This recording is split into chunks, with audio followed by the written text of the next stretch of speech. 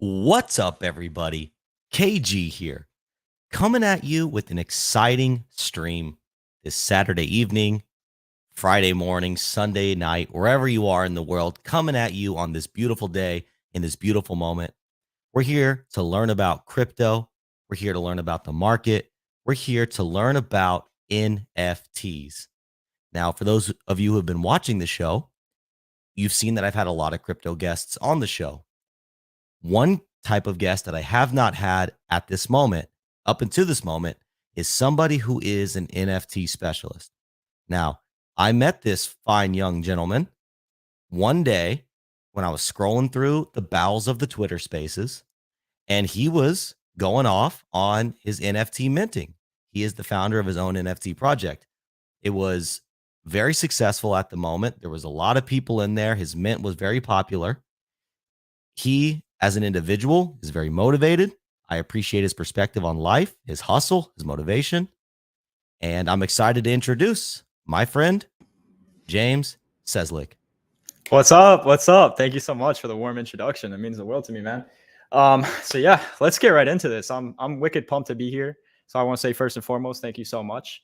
Mooncats was an amazing time. It was a journey. It was a quick journey at that. You know, so many people were so surprised at just how fast the growth was, right? 0 to 100K, 100,000 followers, over 140,000 at the time, in less than a week, right? So it was a really crazy accomplishment. What we were able to accomplish is from there until now has been amazing, and we've yet to even release a lot of what's coming for holders. So I'm super excited. We can get more into that a little bit further, but I want to say first and foremost, a lot of founders aren't transparent in the space. So there's such a lack of transparency, such a lack of clarity in the space right now. And I say it all the time on Twitter. I'm down to go toe to toe with 99% of the founders in the space and get on things like this and get on spaces with them and talk about the market, talk about my project and what I'm building. And we could even compare and contrast, like, what did you guys raise 500 ETH for? And we raised 30, and I'm about to build way more than what you guys have built. Like, there's a difference between, you know, coming in the space in October and when you could have put shit on a stick and, you know, that was going to sell out, right? I mean, even Poop Town or whatever had a 1 ETH floor at one point. So we've seen that in the market. But a lot of the people that had a lot of success came in the market at a completely different time. And right now we're obviously in probably one of the worst bear markets that we've ever experienced with crypto and NFTs in general recently. So there's that, but would love to answer questions, talk about whatever it is that you want to get into. And just want to say thank you so much for having me, man. Thank you. Sure, absolutely. And I appreciate you being here. And one thing that we do like to do on the show, first and foremost, awesome introduction on your part as well. Thank you. I do want to deep dive into your project, which is Mooncats, by the way, for those that don't know. I want to understand all about it. I want to understand where it's going. I want to understand what's next. Before we get there, I want to understand who you are, where you came from, and how you ended up in your position that you're in today. Asking the hard-hitting questions and be like that. It's a great question. So first and foremost, my name is James Ciesluk. The guy says lick the lollipop. It's a Polish last name. Hard to spell, hard to pronounce, but you'll get it with time. I come from a small town in Massachusetts. That's where I was born and raised. And everyone in my hometown kind of lives, and I don't want to say dies there, but, you know, just stays there and grows their family there. You know, it's hard to get out of my small town. I didn't really grow up financially in the best position. Not to say I was like, didn't have a roof over my head or didn't have clothes on my back, right? But my mom always struggled, had to work multiple jobs. I was bouncing around from house to house as a kid for a long time. And what that taught me was the importance of money. You know, money is such an important thing. And people can say, oh, I don't care about money. It's usually people that say they don't care about money that don't have it.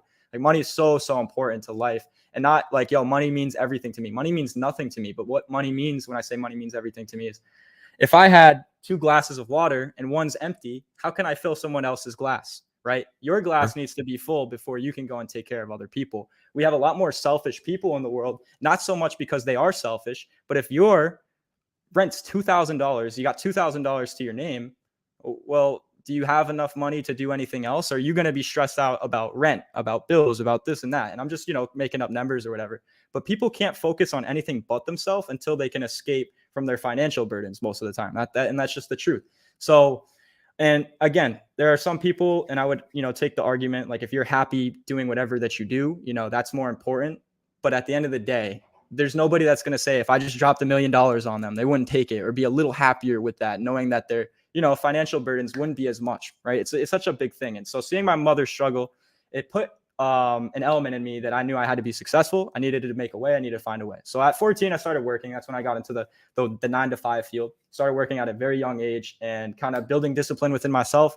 I had to earn everything myself. Nothing was really ever given to me, which I think comes to my benefit. You look at all these things and you say, oh, why me? Why this? Why that? But you can't do that, right? You can only make the best of your situation. And that's what I've always had to done. So, prior to NFTs, I want to, fast forward a little bit. Towards the end of high school, I'm trying to figure out what I want to do with my life. I'm at a point where, okay, you go to college, you get a job, you go to the military, right? You need to kind of figure it out, or you do something else. And most of the people that do something else are probably not doing anything if they don't have the guidance, right? So I was like, okay, what is it that I want to do with my life? I knew I always wanted something more than just like a typical clock into work and, 9-to-5 type job. Even to me, if I have to go clock into work to make 6 figures a year, it's not the same thing as making 6 figures a year with time freedom. Like there's 3 elements to really life, right? There's time freedom, location freedom, financial freedom. You can't have all 3 if you're clocking into work, right? And like I say the same shit to people that want to go be a doctor or a lawyer. If you're being a doctor or a lawyer because like you want to go do that and that's your passion, run that up. If you went to go get that doctor degree because your mom told you because you wanted security or because like that's a high paying job or whatever, you have to then, okay, let's say you get $250,000 a year. You're going to be working 40, 50-hour weeks, busting your ass. It's not like that money comes easy, right? And so that's just the thing that you have to take into account. And then what the other perspective that I've gone, and I'm jumping a little ahead, but I got into business. This is what I got into towards the end of high school. I was going to go to college. I decided, let me try this business. What that business was drop shipping, which I'm sure many people have heard about drop shipping. And if you don't, I'll touch more on that in a bit. But so I got into business, and as soon as I got into business, I just kind of realized like there's kids out here that are 16, 17, 18 years old making 10, 20, 50, $100,000 a month. Okay. So it's like, wait a minute, I'm going to go and spend 30, 50, 100 grand to go spend 4 years of my life to get a degree to make $250,000 and probably pay that debt off over the course of a few years. And then when I finally pay it off, have to still be a slave and work nonstop to get the money. It's like, are you even enjoying it at that point? For me, it was like, okay, I'm going to try and take this risk while I'm young and I can, and say, let me try the business stuff for a little bit, see what I can do with it. And if it doesn't work, college is always there. Even if I'm 30 years old, I can go to college, right? It's not like college is going anywhere. Always Always going to be there. Yep. So I had this conversation with my mom. I sat her down. I say, look, mom, because right at the time I was doing drop shipping. I was trying, these online ways of making money. And this was around 2017. So much different than the drop shipping game that people probably know now, which is much more saturated, harder to get into, probably need a little bit more money and upfront.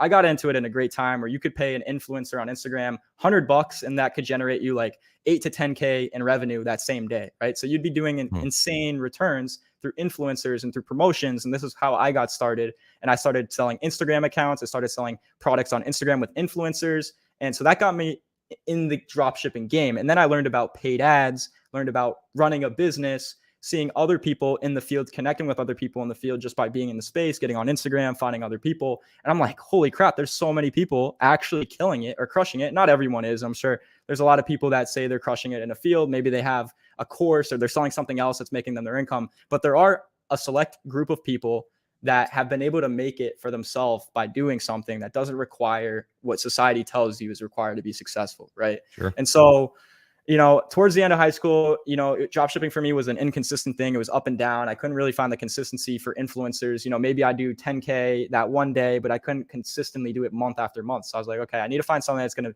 to, be consistent. So eventually I got into the same thing with drop shipping, but I found a product that I could brand, right? And I think I might have the box. Oh, I have the box right here. Nice. So this brand, I can show you a little bit. So this is what you're going to get when you first order it. It's hard to see, but Chinese lettering, no logo, no nothing, right? This is what you're going to do when you start drop shipping, right? You're going to order a product from China and test it. And you're just testing concepts. So all my like first 100,000 customers, they all got this while I was testing the product, testing the concept, making sure it worked. As you continue to do that, then you're going to get into the part where you go, all right, let me throw my logo on that. Let me like make it professional, right? You might customize the box. You might order these in bulk, send them to a warehouse. You hire a customer service team, fulfillment. There's a whole process to actually doing the drop shipping model, because drop shipping is a fulfillment model, right? It's that's all it is. It's not the business model. If you want to run a business, you test concepts through drop shipping because it's a low upfront way to do so. But once you have something that's working, then that's when you go, okay, let me slap a brand on this. Let me put some paid, advertisements behind this. Let me try to scale this, right? So that's what I did. And I was able to scale this brand for like a little over a year and then exit it. So that was what I got my first like hump sum of liquidity, my first like six figures, like type, batch of money. I couldn't even rationalize money like that, to be honest, because Sure. I've always grown up fucking broke, man. I'm going to be super, super real. And so like me even telling my mom the kind of money that I was making, like made her sick, like in a Sure. way, like, you know what I mean? Like, Yep. what are you talking about? You're making 20, 30K a month. Like, what do you mean? Like, and so it's just insane. And it was really good though. Like, it's not like a jealousy thing or whatever. It's just like, it's hard to rationalize, like that's even possible for someone that Sure. doesn't understand, you know what I mean? Yes. But so anyways, towards the end of e-commerce, I exit my brand. I have a little bit of money I'm sitting on. I'm thinking, okay, what's next, right? I get into NFTs a little bit. I'm flipping them. And so now we'll get more into the journey of my NFTs, right? So I'm buying NFTs late night, and I'm just buying the most random shit. This was like last year in July, like, so a little over a year ago, a little after the Basie stuff. So I'm not Basie early. I wish I was. I would have been on that, but I wasn't. So I'm just buying random stuff on OpenSea, like I literally just on the front page buying stuff. The most stupid thing that you could do. I just trying to get into it. I buy a couple of these projects. I don't know which one it was. I bought some pudgy penguins. I think I bought like some winter bears. I'm trying to like remember the names of it because some of these have gone down. The pudgies are up now, obviously, and have done phenomenal. But there was a time period where they ripped and then crashed. And I don't think a lot of people remember that when Cole Therium was leading the project. So I got into a couple early things that made me a decent amount of money. And I was like, wait a second, there's something here. Because bro, I was obliviously blindly buying something, and I, buy it for $500 and, a week later it's worth like, $5 or $7 grand or whatever. I'm like, okay, what is this? So I started looking more into the NFT space. And then I came across someone who's also in the NFT space, really educational, guy, Brett Malinowski, or he used to put out a lot of educational NFT content. And he was like one of the first people that I found on YouTube. And I started learning more about flipping NFTs. And that's how I kind of got involved in the community. So he started a project called the Magic Mushroom Clubhouse NFT. And I actually purchased like a shit ton of those. I minted them because I was a big supporter of his YouTube. I saw he was dropping a project. And then, okay, fast forward a month, I'm like wicked cool with him, building a relationship. I become a mod in the community. I'm just helping out. And then we get on a call one day after it mints out and we're just talking. We're just shooting the shits. And I'm like, wait a second, like 9,200 times 0.005. Like, bro, you just made like $1.8 million like in a day. Yeah. Like, how does that feel?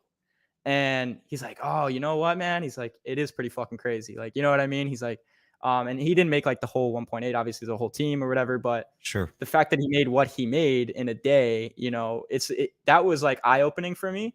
So I was like, holy shit, there is something here. But the thing was, when I realized that, I never took the action to go launch something. I was like more so trying to build something like a YouTube channel, like how he did, and then maybe drop a community and try to drop my own thing. But at that point, it was like that takes a time to build something. So I was taking too long. Where, bro, honestly, like you don't have to be docs, you didn't have to be in anybody. Anyone could have dropped projects back in the day. A lot of these projects have undoxed founders, roadmaps that have never been fulfilled. It's crazy. And not to say that's what I would have done, but I'm just saying, like, because I take pride in what I do. I'm just saying, like, I could have launched some shit, made 500 ETH, and then I'd be building even some doper shit right now. You know what I mean? Like, I take pride in what I build. So, if I were to put something out there, I'd be doxed like how I did with Mooncats. Like, and I'll get into that. Like, I didn't have to dox with Mooncats. Like, nobody knew who the fuck I was when I dropped it. I doxed before the mint for the safety of the people, because at the time of the mint, there's another popular project, Sea Raiders, and they just rugged everyone. They like drained their wallets like the day before. So I felt bad. I go, okay, people are probably going to think like, that could happen here. Like, you never know. We had the same amount of hype, 2 popping projects. So I doxed myself just to make the community feel more trustworthy in what they're investing in, right? Like, obviously I could have still rugged, but like, Sure. How retarded would I be to put out my location, my whatever? Shouldn't say that word. Sorry. How stupid would I be to do that? Right. So it wouldn't be smart of me to do that. And I just completely take pride in what I'm building, even till this day. I don't. The floor price of where we are now is irrelevant to where we're going in the next month or so, because what I have coming to holders is really, really cool. And we can touch on that too. I've been building for quite a long time now, so I'm excited to touch a little bit on that. But I think we're completely fucking slept on. A lot of the projects that have higher floor prices or this and that came into an economy where anyone could have dropped it, bro. Like if I would have dropped this project in October, it would have minted out for millions on the front end. Who knows where it could be and this and that. At the end of the day, we're a deriv from the Moonbirds too. So that's another aspect that makes us quote unquote more degen. But that's another aspect that makes me want to make it even more successful, because it's like, all right, fuck everyone that thinks that we can't be successful. You know what I mean? So it's like, oh, bro, if a piece of shit can be worth one ETH, there's no reason that we can't. Now, I'm not saying like that's what we need to be, or I'm not saying like floor price matters in that aspect. I'm saying like we can be worth way more than what we're worth today. And there's other projects that are worth substantially more that provide nothing to their holders. So it's like, I know what we have planned and what we can provide for the NFT space. So I'm looking forward to that. All right. That was First a of all, mouthful. I know. it's okay. I went crazy there. I apologize. No need to apologize. Okay, let's unpack that a little bit. First of all, you were dropping some serious life alpha. All right. Appreciate that. Your origin story, I appreciate that. I admire that. I can relate to that in a lot of ways. And you're absolutely right. When it comes to money, it's not everything, but it becomes an extension of us. Things that you want to see come to life. It is the tool that allows us to, in this modern society, manifest our dreams into reality. So I understand exactly what you're saying there. I can see you obviously have hustle. For those watching, James is actually in his early 20s, so he's got the right mindset for somebody as young, but obviously wise, I guess is a good word I could say. So I respect that a lot about you. Now, coming from a non-NFT guy, and I'm not against NFTs. I just really haven't. I'm on a different side of crypto and DeFi. You know, I'm actually building an EVM wallet. So one thing, some other time I want to talk to you about is like the next phase of our roadmap is actually NFT integration. So I'm going to want to lean on your expertise to know what you NFT degens like. Yeah. But so I'm on a different side of DeFi. You said a lot of things that were like, oh, this and that and this and that. And just like you're talking about the culture. And to me, I'm like, that actually means nothing. So what is like the allure? Like obviously the art for NFTs is cool and all that, but like, why does price go up? Well, what are we looking for? Like, oh, that's going to be a good project, right? Like what's the allure there? Right.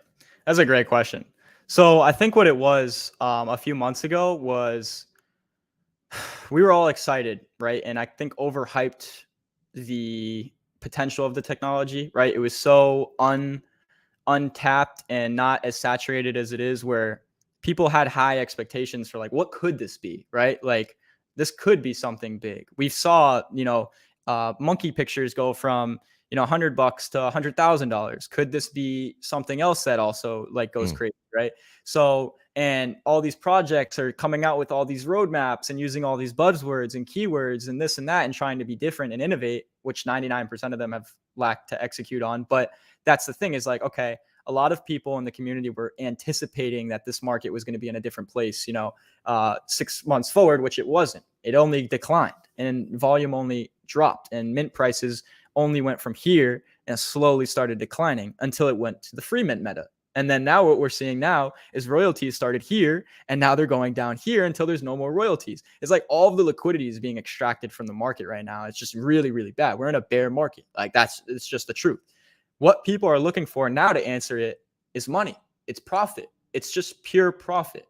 I don't think, and of course, don't get me wrong. That's a blank answer. There are people that are in it for the community, in it for the like whatever. Like there's a lot of different aspects for why you might want to be holding an NFT, and there's a lot of different projects that can provide different services that may be of value to you. I would completely understand that. But at the end of the day, 99% of us are here to make money. Okay. 99% of us are here to mint it and flip it, not mint it and hold it to zero. Because then that's when people start getting upset, is when their bags are down. That's when people start panicking, is when the floor goes down and everyone's mass selling.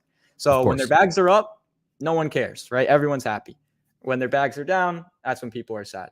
So what you're seeing right now in this free mint meta is that's what people are doing, is they're taking gambles. Okay. So they're Free mint meta. What does that mean? okay. Yeah. Let me explain that. I know I've probably thrown a lot of shit out here. That's just like, oh, what the heck? I say it so like, oh, everyone should know it because I'm in this space, but yeah, I get it. And tell me when I do that, because I Sure. need to address these things. But so free mint and meta. So metas are just like, things that come around quite often. So like there might be like a cartoon meta. So that means a bunch of cartoon projects are going to pop off. There might be an anime meta, and then all the anime, projects pop off. And like, so you'll get like derivatives really fucking quick, right? So you'll get, imagine that anime project pops off. There's going to be like a derivative of that one, like, tomorrow, like, or 5 derivatives of it.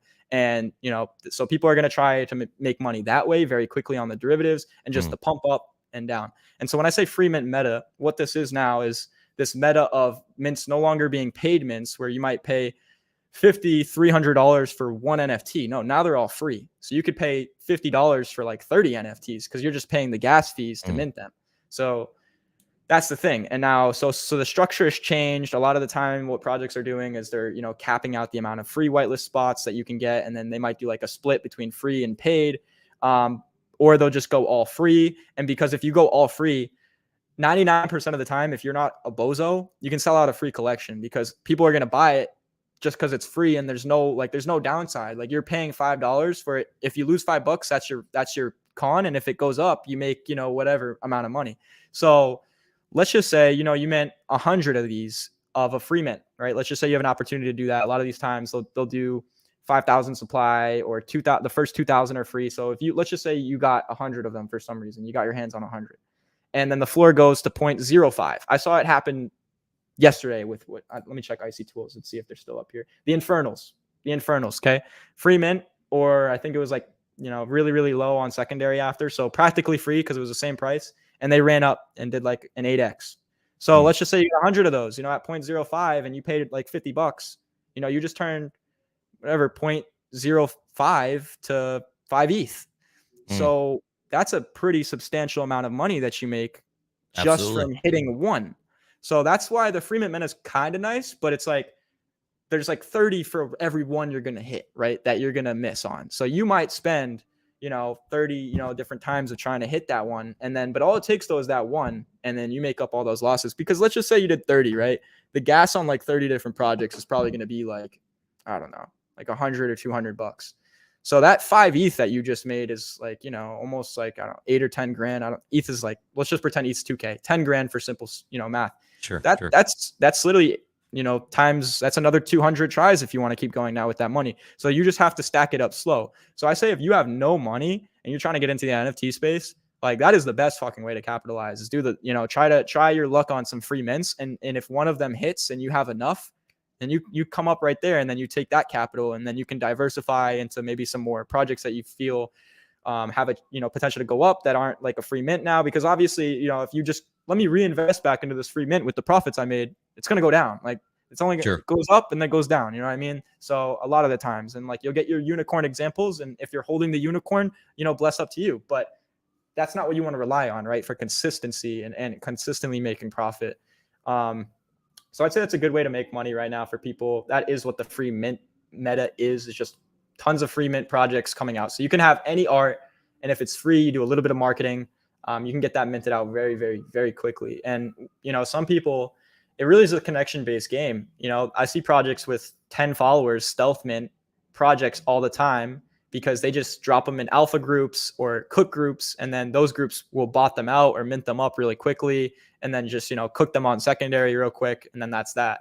So the pro for a founder doing this is, let's say you did a free mint at 10,000 and it does 10 ETH volume, which is really, really low. You made an ETH. You made an ETH as a founder from doing that if you had a 10% royalty, or you made half an ETH if you had a 5% royalty. So this is what founders are doing now to make money and extrapolate liquidity from the market. But it's like the least way you could do so. Like, imagine, you sold out a collection of 10,000, but it does 100 ETH in trading volume, and you make 5% of that. You made 5 ETH. 5 ETH compared to what, people were selling 10,000 collections for even 3 months ago is nothing. Like, Gummies Gang made 500 ETH. You know what I mean? So it's like, you got to put that into perspective. So these guys are practically saying, here's all my hard work for the art. I'm going to build a community. I'm going to do everything that these guys were doing in the past, and have the expectation to too, because as soon as you drop a project, that's that expectation. It doesn't matter if it's free or anything.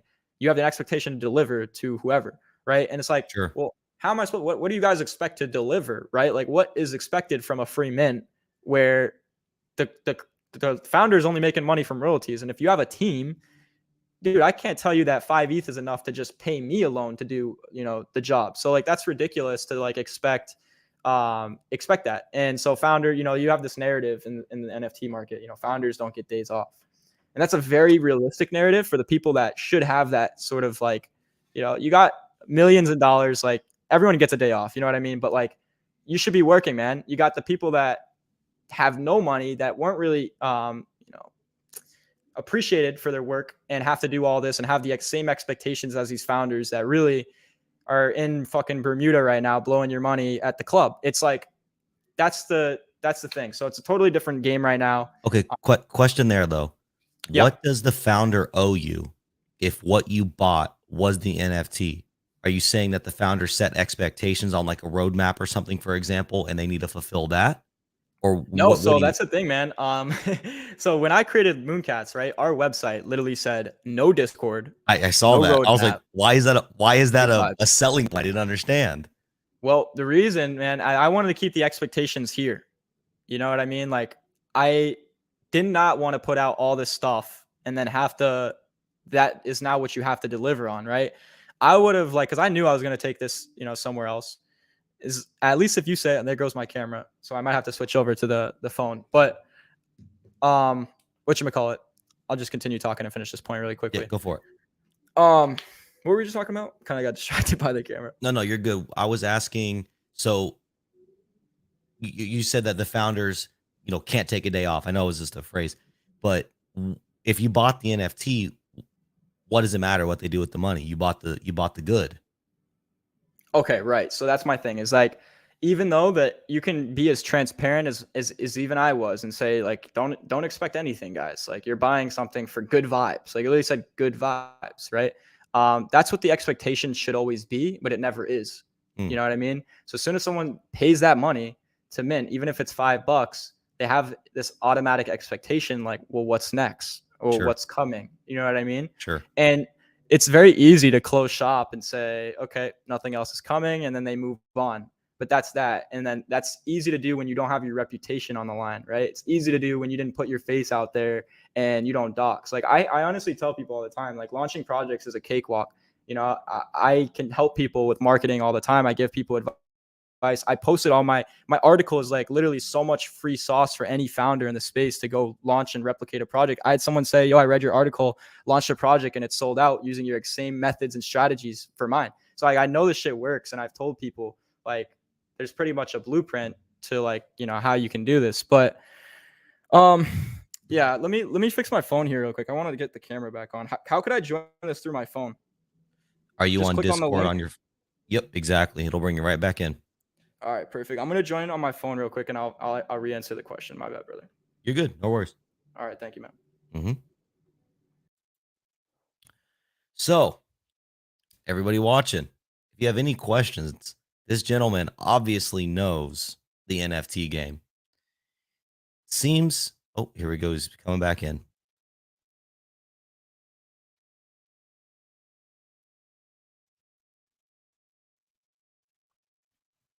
There he is, loading up. If you have any questions, let me know. He's loading back up right now. For those just joining, we're getting alpha on the NFT space. This guy obviously knows the NFT space. Here he is. Welcome back. Yo. Hello. Hold on. Can you hear me? Perfect. I can't hear you. Let me see. Audio, iPhone. Huh. I can't hear you for some reason. Do I need to like do this in Safari? I'm on like Discord. Can you hear me now? All right, let me try that. Okay, let me try to pull this link up one more time. Sorry, brother. I apologize, guys. Oh, the internet. Ferrari. Woo, it finally started. Angelica, I'll make sure to tell him you said hello. Meow, Mooncats. For how young James is, the dude has the space figured out and is literally in it to help everybody. I will say he is providing a perspective that I have not heard before, and he clearly has a perspective that is serving him well. I don't want to say this in any form of, oh, here he goes. Can you hear me now? I can't hear you. I don't know why it's doing this, man. It's being so weird. It's coming straight from my phone too, so it's like that doesn't make any sense. All right, let me hit him on Discord. For how long James is the dude has the space figured out and is literally in to help everyone. Hey Ferrari, I see the comment. What's good? I can't hear anyone. Can't even hear the host right now. But we're gonna figure this out. All right, let me check your message here. Did you accept the audio? Where do I accept that? Because my audio says iPhone microphone. That's it. It just gives me like a setting when you joined. It didn't ask me.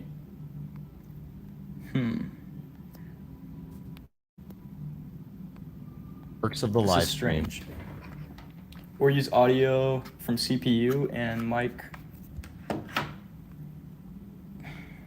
How do I change like the?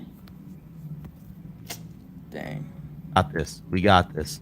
All right, maybe what we could do is call me on Discord so I can hear you, and I'll mute myself, right? So I'll put my headphones on. Could we do All that? Okay. Try that. Can you hear me? All right. Now I gotta just change this stuff on Discord. 1 second. Can you hear me? Headphones. Hello? Hello, can you hear me? Yes, sir. I can hear you. Let's go. We got it. All right. Can you hear me on my phone? I hear you perfectly. Okay. Perfect. Yep. What's up, everybody? I apologize back. about that. Welcome We back. we had to do some back end stuff to get that going. But all right. So what was the last question that we're getting into? I wanna make sure I address that in full. No, I think you hit it, right? It's just Okay. basically people have the inherent expectation that, hey, I'm in a project. What's now? Yes, I spent my money. Yes, it was a free mint. So to me, and I mean no like disrespect by this at all. This is just my outside perspective. Yeah. It kind of seems like the same community and same plays in the NFT space that you're describing are almost like these BSC moon shoots that people are going for, like Baby Doge Inu and Santa Floki Inu and like all these crazy. I get what you mean by derivatives, right? It's like maybe an anime project comes out. It's like Attack on Titan. I don't know if you're familiar with that. But then it's like now all of a sudden someone makes like Colossal Titan collection, and then someone makes like Colossal Titan. I don't know. Just like I get it. The derivatives get more and more refined. But it's like, so are they all degen plays, or is it like, hey, there's these serious products with serious use case utility that like I'm getting? I know there's like some casino projects out there. There's like all these different like, is there different types of groups, or is it like, hey, NFT space, we're all degens?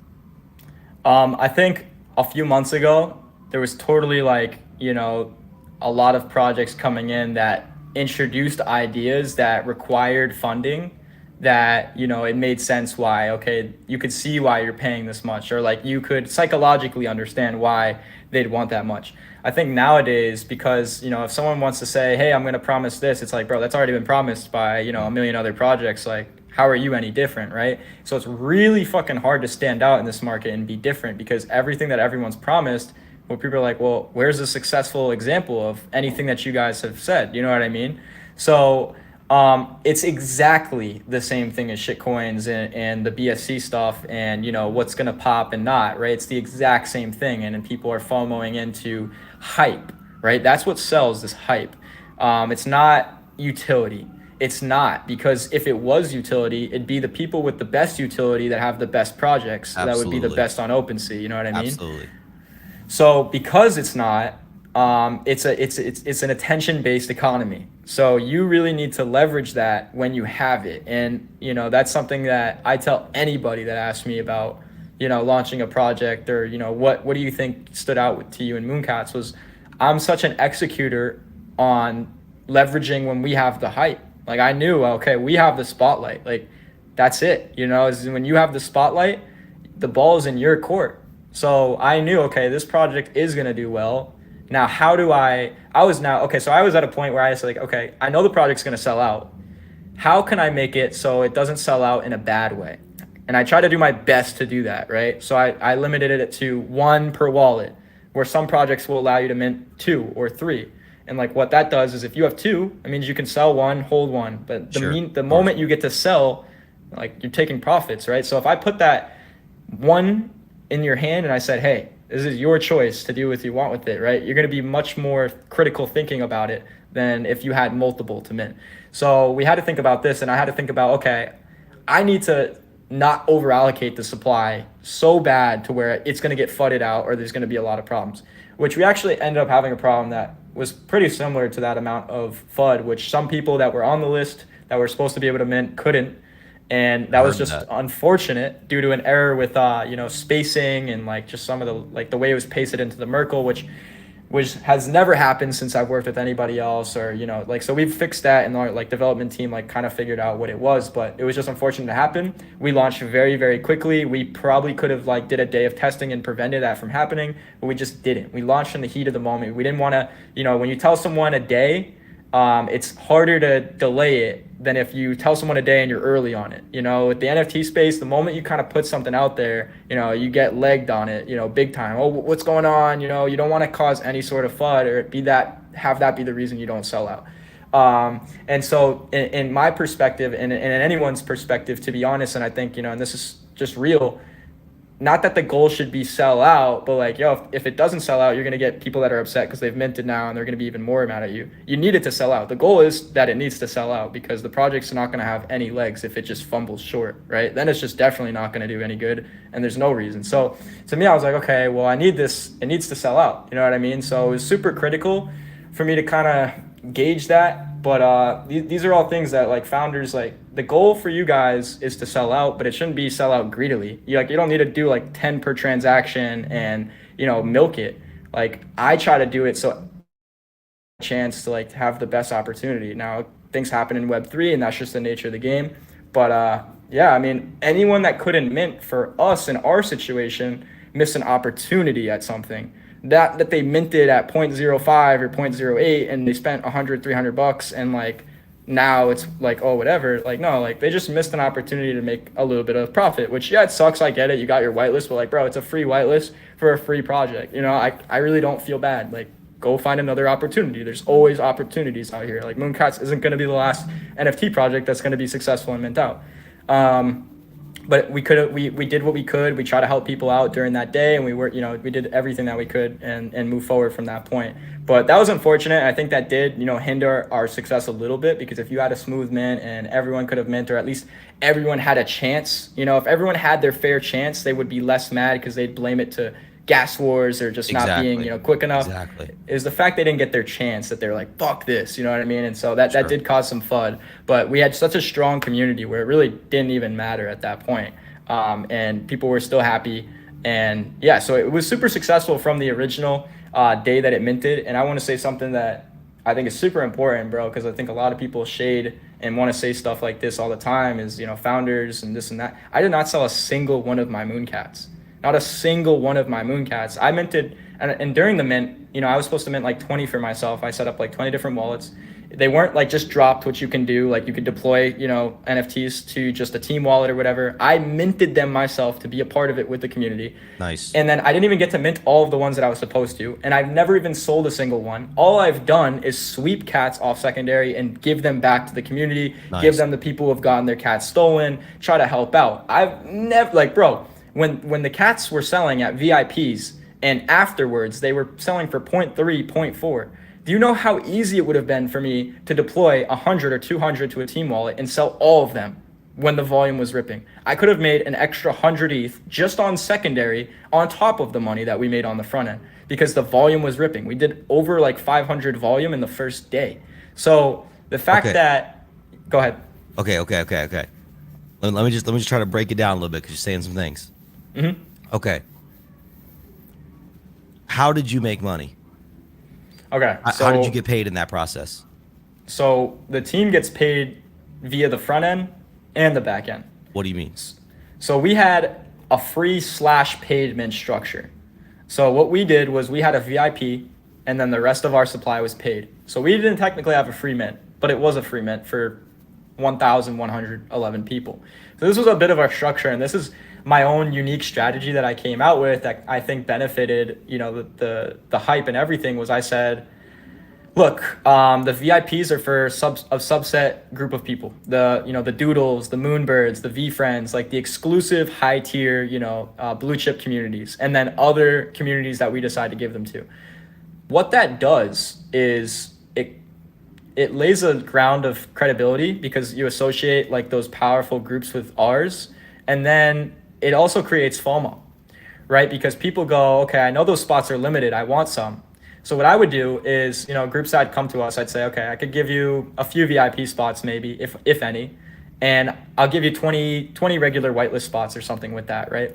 So now they've automatically accepted the paid mints with that, you know, and I'd confirm with them like, hey, you guys are well aware this is a paid mint at 0.0069. So when I say paid mint, it's fucking $9. Like that's not a paid mint, but we'll call it a paid mint. And yeah, so everyone was aware that it was going to be a paid mint and that, you know, if they got X amount of VIP spots, what it was.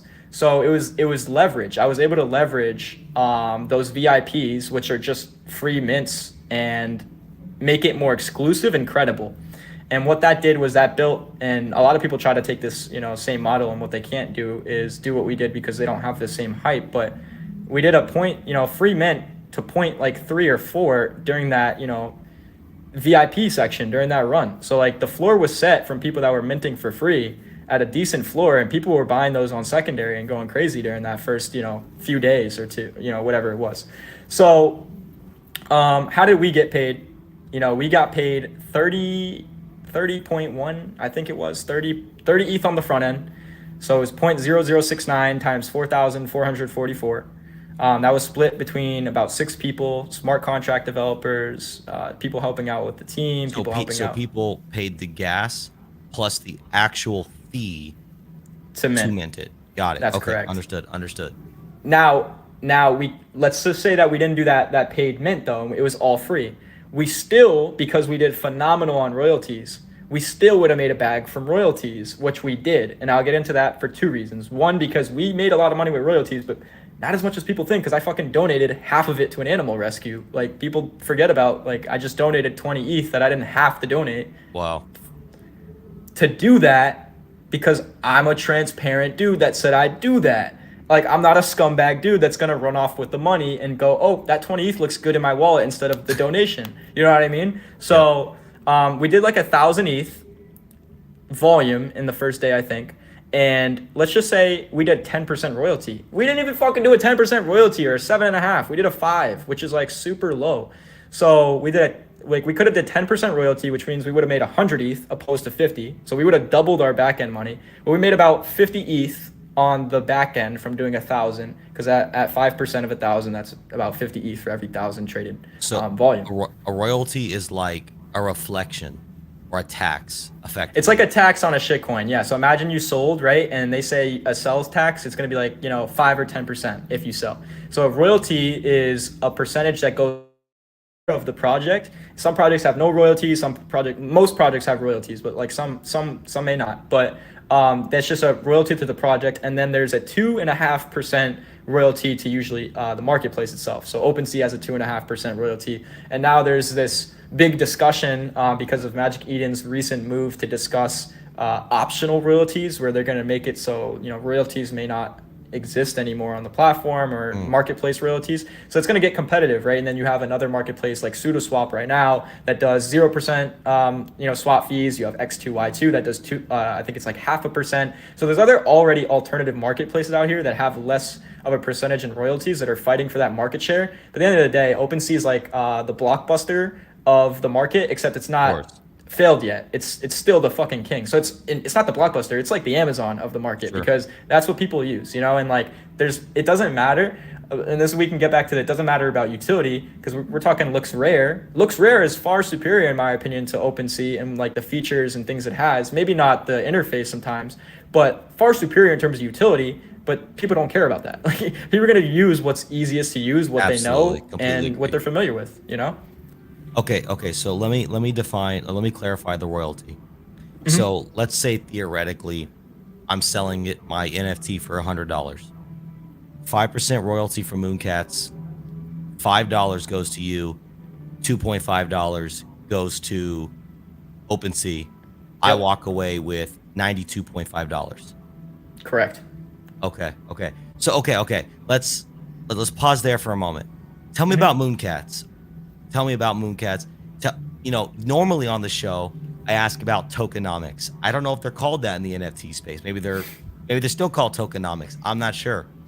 Tell me about the tokenomics, or, and it's interesting. Actually, one tokenomic that I want to say before you say it, yes or no, there was 5555 Mooncats, right? Yes, that's correct. All right, so a lot of people listening and a lot of people that will watch this are a part of another community where 5555, we call it Cuatro Cinco in our community, is very, very prominent. So when you were talking about that, when I first heard you, I was like, synchronicity, let's go. All right, continue. Yeah, for sure. Yeah, so I mean, we had a 5555 supply, of which, dude, I'm going to keep it 100. There are parts of me that wish it was higher, not because I want to make more from the front end, but because I want to align as much as possible with the Proof Collective, which is the Moonbirds Collective. That is like the main inspiration behind it, and they have a 10,000 supply. And so you'll notice in our collection, because ours is half, that we have a lot more not duplicates like exacts, but like you might have the same face cat as someone, and all the differences is the background, right? So there's some of those in our collection because there's only so many, combinations that you can do within that set limit, right? Where if you had 10,000, there's more combinations and possibilities. There's less percentage chance likely of something like that occurring.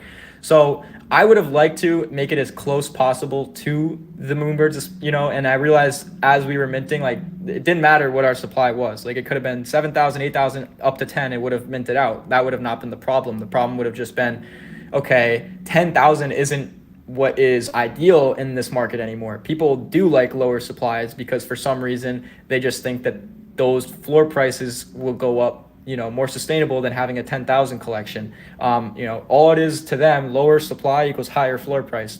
That correlation does not always, play out to be what what that is, but that's just like the market psychology. That's what people think.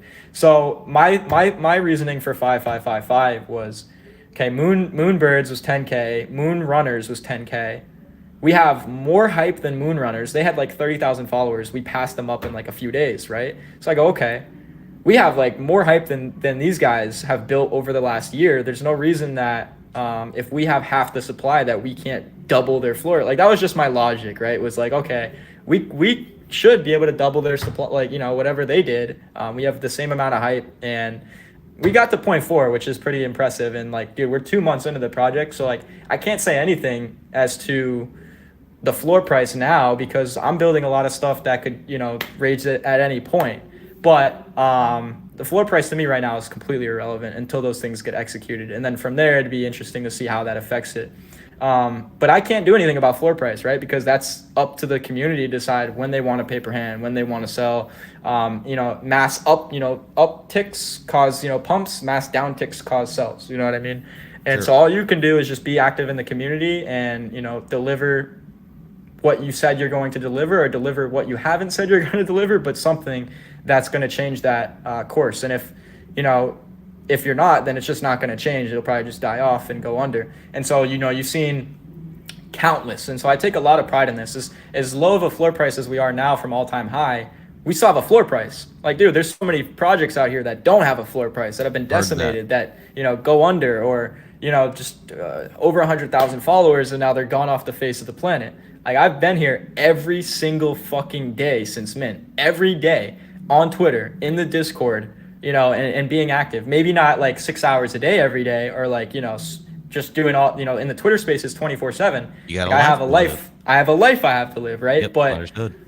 To an extent though, I'm here all the time. And You're here now. You know what I mean? Yeah, I'm trying to be here now. And so that's my point, is like, you got people that care about their project, that want to see things and aren't really focused on the floor price. And then you have people that don't really care about their projects and their communities. And as soon as their money and things have declined, that's when they're out. I think really to be successful, you have to take the hard route. Like, I have to realize, like, I have something here with Mooncats. Yeah, I could walk away and that's that, or I could actually build something, put energy into it and it'd be a lot cooler seeing it a year from now be at all-time highs and, see the progression of that and how we had to do it to get there than just give up on it. You know what I mean? And you've seen, dude, I could name so many projects that I've seen go negative 80% back to all-time highs and more.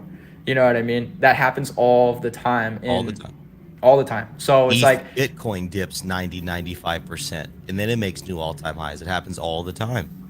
Yep, exactly. But what you won't have is you won't have all-time highs without a good leader and leadership from your team, right?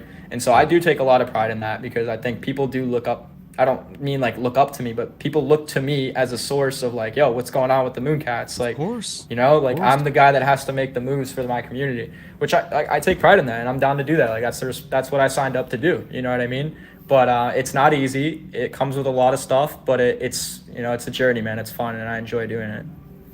So we got a few questions here, and for those dropping questions, I will get to those. Tell me about, if you can, whatever you're able to disclose, what's coming in the pipeline for Mooncats, and like what's the ethos of? Give me the ethos of Mooncats, and then what's coming down the pipeline. Okay, what is ethos? What does that mean? Like narrative, your narrative, your motivations, your philosophies, that sort of thing. Okay. I would say so. Like, what motivates me for the collection? Well, just like so you said Mooncats is a narrative of moonbirds. Moonbirds means nothing to me. I don't know what that is. Okay, so you're unfamiliar with that collection. Correct. So, like, what is Mooncats? Got you. Okay. So Mooncats is technically a derivative of Moonbirds, and if you don't know what Moonbirds is a collection that dropped a few months ago that did really, really well. It was one of these projects that came in out of the market, by storm, kind of out of nowhere, and it came with this 2 ETH or 2.5 ETH mint price. I think it was 2.5. So a 2.5 ETH mint price. They made about 25,000 ETH. And this is because they also have VC, capital funding, Kevin Rose and all those guys. Those are VC guys. So totally different project. But came in, by storm. And, that was the project that we based it off of and got the art characteristics from. But yeah, so, I don't know really how to, answer the motivation past, like, we knew we wanted to align with Proof because Proof's a big ecosystem. Like, Kevin Rose could buy Mooncats. Kevin Rose could acquire Mooncats, and like, I'm not saying that I'm like, yo, I want to leave my project. I would definitely be, in a role of some form if that was an acquisition. But like, that's my long-term vision with it, is I want to somehow work with the Proof Collective and really get integrated in there because, like, I don't know, Kevin Rose is a really, he's a smart dude. He's someone that I respect in a lot of the things that he's built and done for the space. But that was always been like the long-term thing for me. It's like, how can we make the collection as close as possible? Like, do all of the incompatibilities the same way, create a community, create something like a culture here. How can we do this and garner the attention potentially one day of Proof? And I'm talking to Proof. We actually, like, I sent them a message. They sent a message back to me. We might get integrated in their Proof marketplace soon. And then I want to talk to them about some of the other things that I'm going to show you and see how they think about it. And but that's always been like the long-term thing for me, because if Proof were to acquire Mooncats or have some form of acquisition, that'd only be bullish for the community. Like, if Proof tomorrow said, yo, we're going to work with Mooncats or some form of real acquisition or partnership, like, our floor would go crazy, like crazy. But Proof is the team that dropped the Moonbirds. So, Gotcha. yeah, so that's like a team of like an alpha group, sort of like a bunch of NFT people, venture capitalists, and just, NFT degens that were in a group. The group was worth about like 100 ETH. And that was what set the precedent for Moonbirds, right? For the 2.5 ETH mint price. So there's so much speculation on it, and everyone's going, okay, well, why are we going to pay 2.5 ETH? It's kind of crazy, blah, blah, blah. Oh, but Proof is 100 ETH floor. So, they have the credibility, they have like, the backing for it.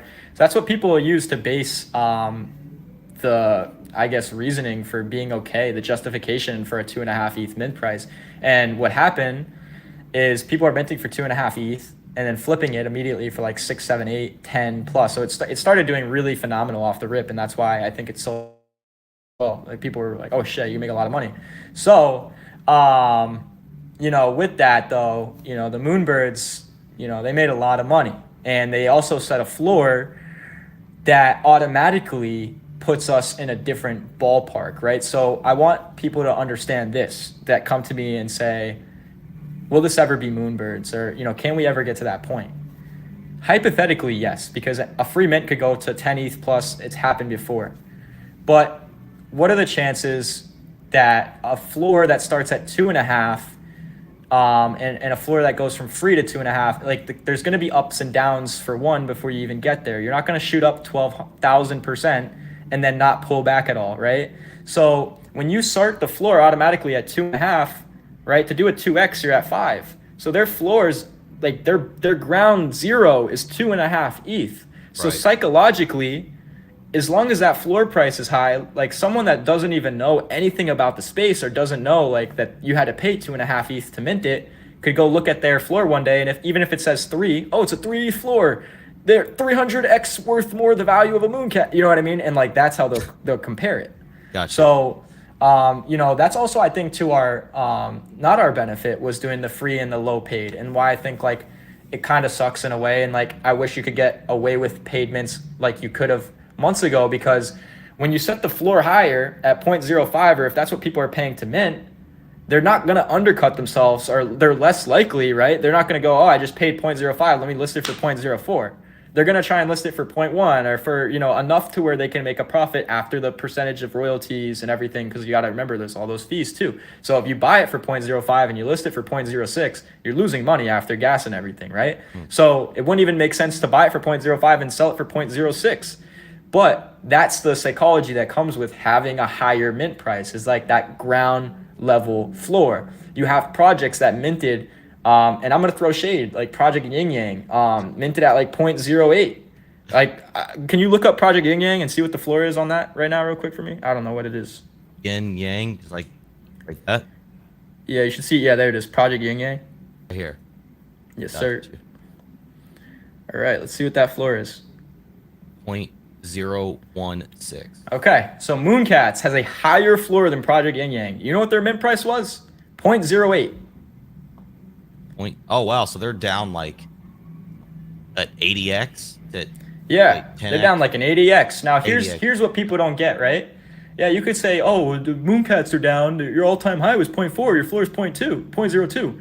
Hey, did you forget that everyone that minted for free and minted for $10? That every single one of our minters is up and made money, even till today. Like it might be $20 up or $30 up. They're not down. They didn't lose money.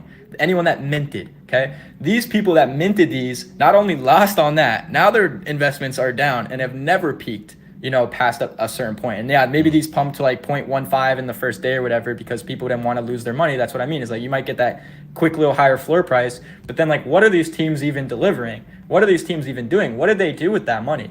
I can tell you, as a matter of fact, we have done more with our community and way less of the money than what they've raised. We're going to be bringing, and I'm going to get into in now just a minute, what's about to be coming for the Mooncats and what I've been building. But it's just like, and I could name thousands of those projects that have done nothing, bro. And even more so recently. And what it is like projects like this get pumped out by big influencers.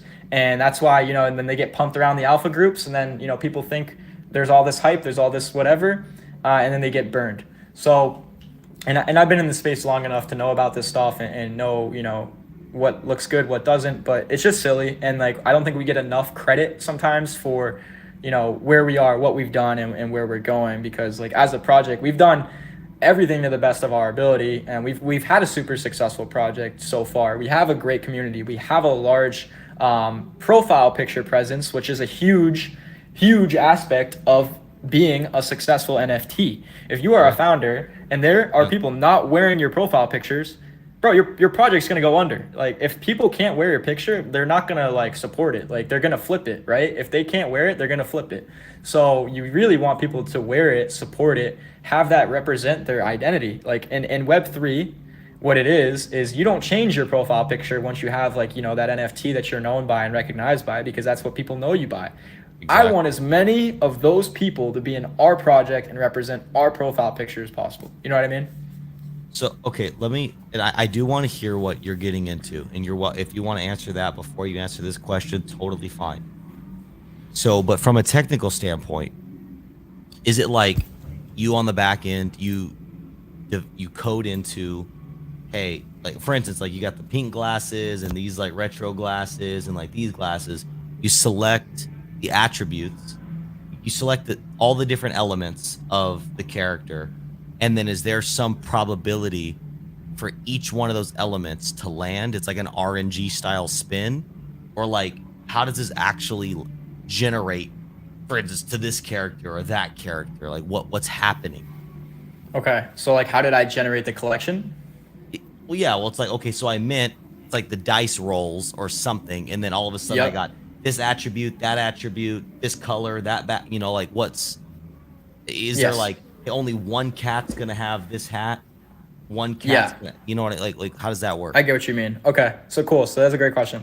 So with every NFT, right, before you actually, quote unquote, mint it, there is, it's all unrevealed, right? So this is before it's on secondary market. Once it's sold out, like once it's on secondary market, it still might not be revealed for like the first day or two. But like usually, let's just pretend it's on secondary market for a week. It's been revealed. Then you'll see what you have, and you can pick and choose the traits. But during the actual mint, it's like, Russian roulette. What am I gonna get, right? And when you're playing that Russian roulette, you can get, a super rare one, you can get, whatever. What makes something more rare than something else is how much of it is actually in the collection, right? So that gold one is more rare than that pink one because it's gold, right? It has the golden skin, and there's way less golds in the collection than the pink ones, right? That ruby one and the robot one, they're way more rare. That purple one, the cosmic one, that's what a about one this? of one. Yeah, so that's a one of one. That's super rare, super, super rare, right?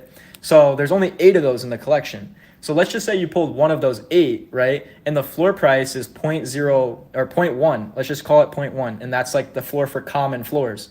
Well, the floor for that could be like 1 ETH, 5 ETH, 10 ETH. You know what I mean? Like, so the floors go up exponentially for traits that are higher, for NFTs that are higher, and that's how it works. So if you were to go to like one of the breeds on the cats, like you can see the floor for, so like click that gray one, or just any of them. It could be anyone.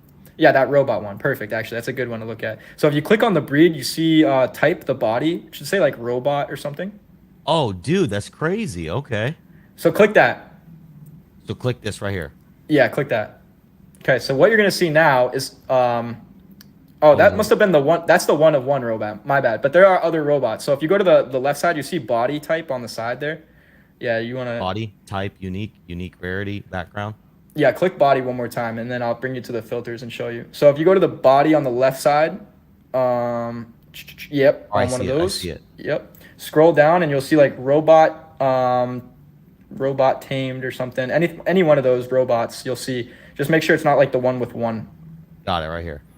Okay, perfect. Now X out that first robot tab on like right. Yep, and then there you go. Okay, so you see that? Are any of these ones listed? Oh, wow. All of the robots are not listed. So that's actually really cool. So none of these are listed. So it doesn't even have a floor, but like that top one at the top, right? Like let's say it was listed for 0.1. That would be the floor for just the robots, right? You get what I'm saying? And then, you know what I mean? So then if the next one was 0.15, then you would know, okay, if I bought that flower one, now the floor for the robots is going to be 0.15.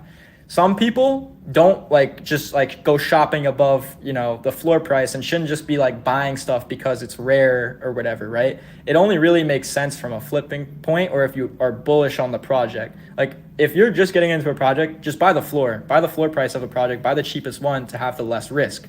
If you're okay with taking more risk and trying to diversify heavily into the project, you might buy something more rare or something like that has a higher floor price, with the expectation that when the common floor price goes up, that will also go up exponentially and you'll be able to flip it. You know what I mean? But you have to keep in mind, when people are buying, they're not going through the middle. They're going at the very top to buy the cheapest, or they're going at they're looking for the rare ones and trying to snipe things that they can potentially flip for a good deal.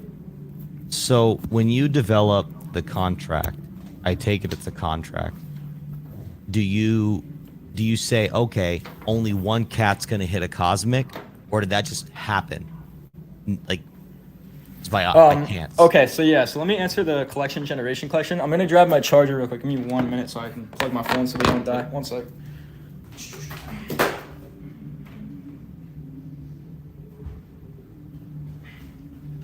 Les wants to give host a Mooncats.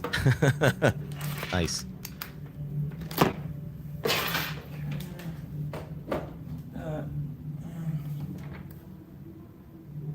Hold on, I guess I grabbed. There it is. Where's my charger at? There it is. Okay.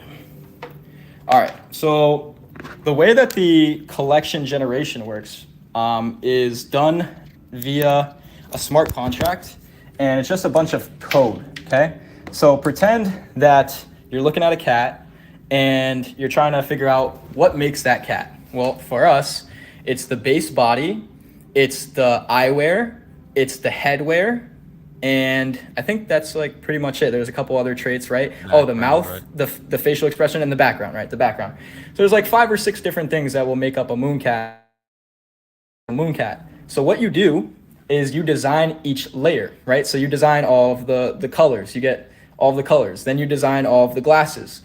And then you design all of the headwear. And then you design every little layer and trait, right? And then what you do is you put all of these traits in Visual Studio or any, there's other simple programs, and you pretty much set the rarity. You say, okay, we want, the reds to be this many in the collection. We want the blues to be this many. We want the percentage of, and you can set the rarity in the generation. And then you put all of the traits together and you set the supply. So like, let's say you want to generate 10,000, then it's going to generate a combination of 10,000 with the rarity that you set it and with the traits you give it.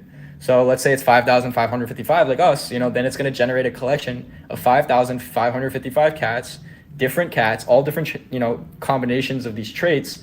And then based on the rarity that we choose and set and put out is going to give us the combination of these. And then for the one of ones, those aren't trait combinations. Those are like literally just like still PNGs that you just make, you know what I mean? Like completely unique. And then they're added into the collection. So for us, we have, I think it's 8 one of ones. So, let's just pretend we had 5, just to keep this simple. You would generate 5,550, right? And then you would add the 5 in if it was 5 one of ones toward the end to create the full collection. And then so it's just literally luck of the draw. I mint, rolls the dice. I just get one of those that was generated. Yes, sir. That's it. It's a luck of the draw, and that's the fun of it, right? And that was more so the fun of it with the 1 per wallet. Like obviously it's more fun. You get 3 and you get a chance of like whatever you get to check. But like knowing you were only gonna get 1, it was like, all right, which one am I gonna pull, right? And then if you didn't get anything that was rare, you'd buy it on secondary, or you'd go and flip your 1 and then go and buy back if you wanted to get back in the project. Okay. All right. Very interesting. Okay. So tell me, what's next for Mooncats? What are we looking to see? Yeah, so that's a great question. So first and foremost, if you haven't, I would go to my Twitter profile at James Ciesluk. That's just my name. It's hard to spell. In the description. Got it in the description. There you go. Appreciate that. Check that out. I have a pinned article, and that'll help you out so much with just, I think a lot in general. There's a lot of information that you can absorb, but it touches briefly on the rooms and the ecosystem that we're working on. And so what we're building, and this is just the first part of what we're building. I'm getting to the second part too, because the second part is really fucking cool. But the first part is the Mooncats ecosystem, is what we're building for us. Okay, what do our holders get access to? And not that this is like some revolutionary thing, but like, what is it that's going to be the reason that they're holding? Like, what incentivizes the community right now? So what we're working on for our holders is this virtual room. It's like their own room that they're going to get when they connect to the website. They'll connect their wallet. And I can even show you, I guess, like a little preview of what this looks like. Let me pull it up. So it's going to... Oh, I lost you. I can't hear you anymore.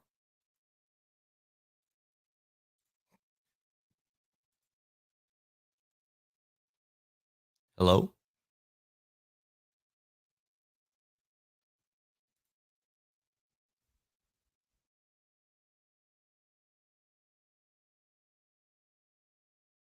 Oh, he's back.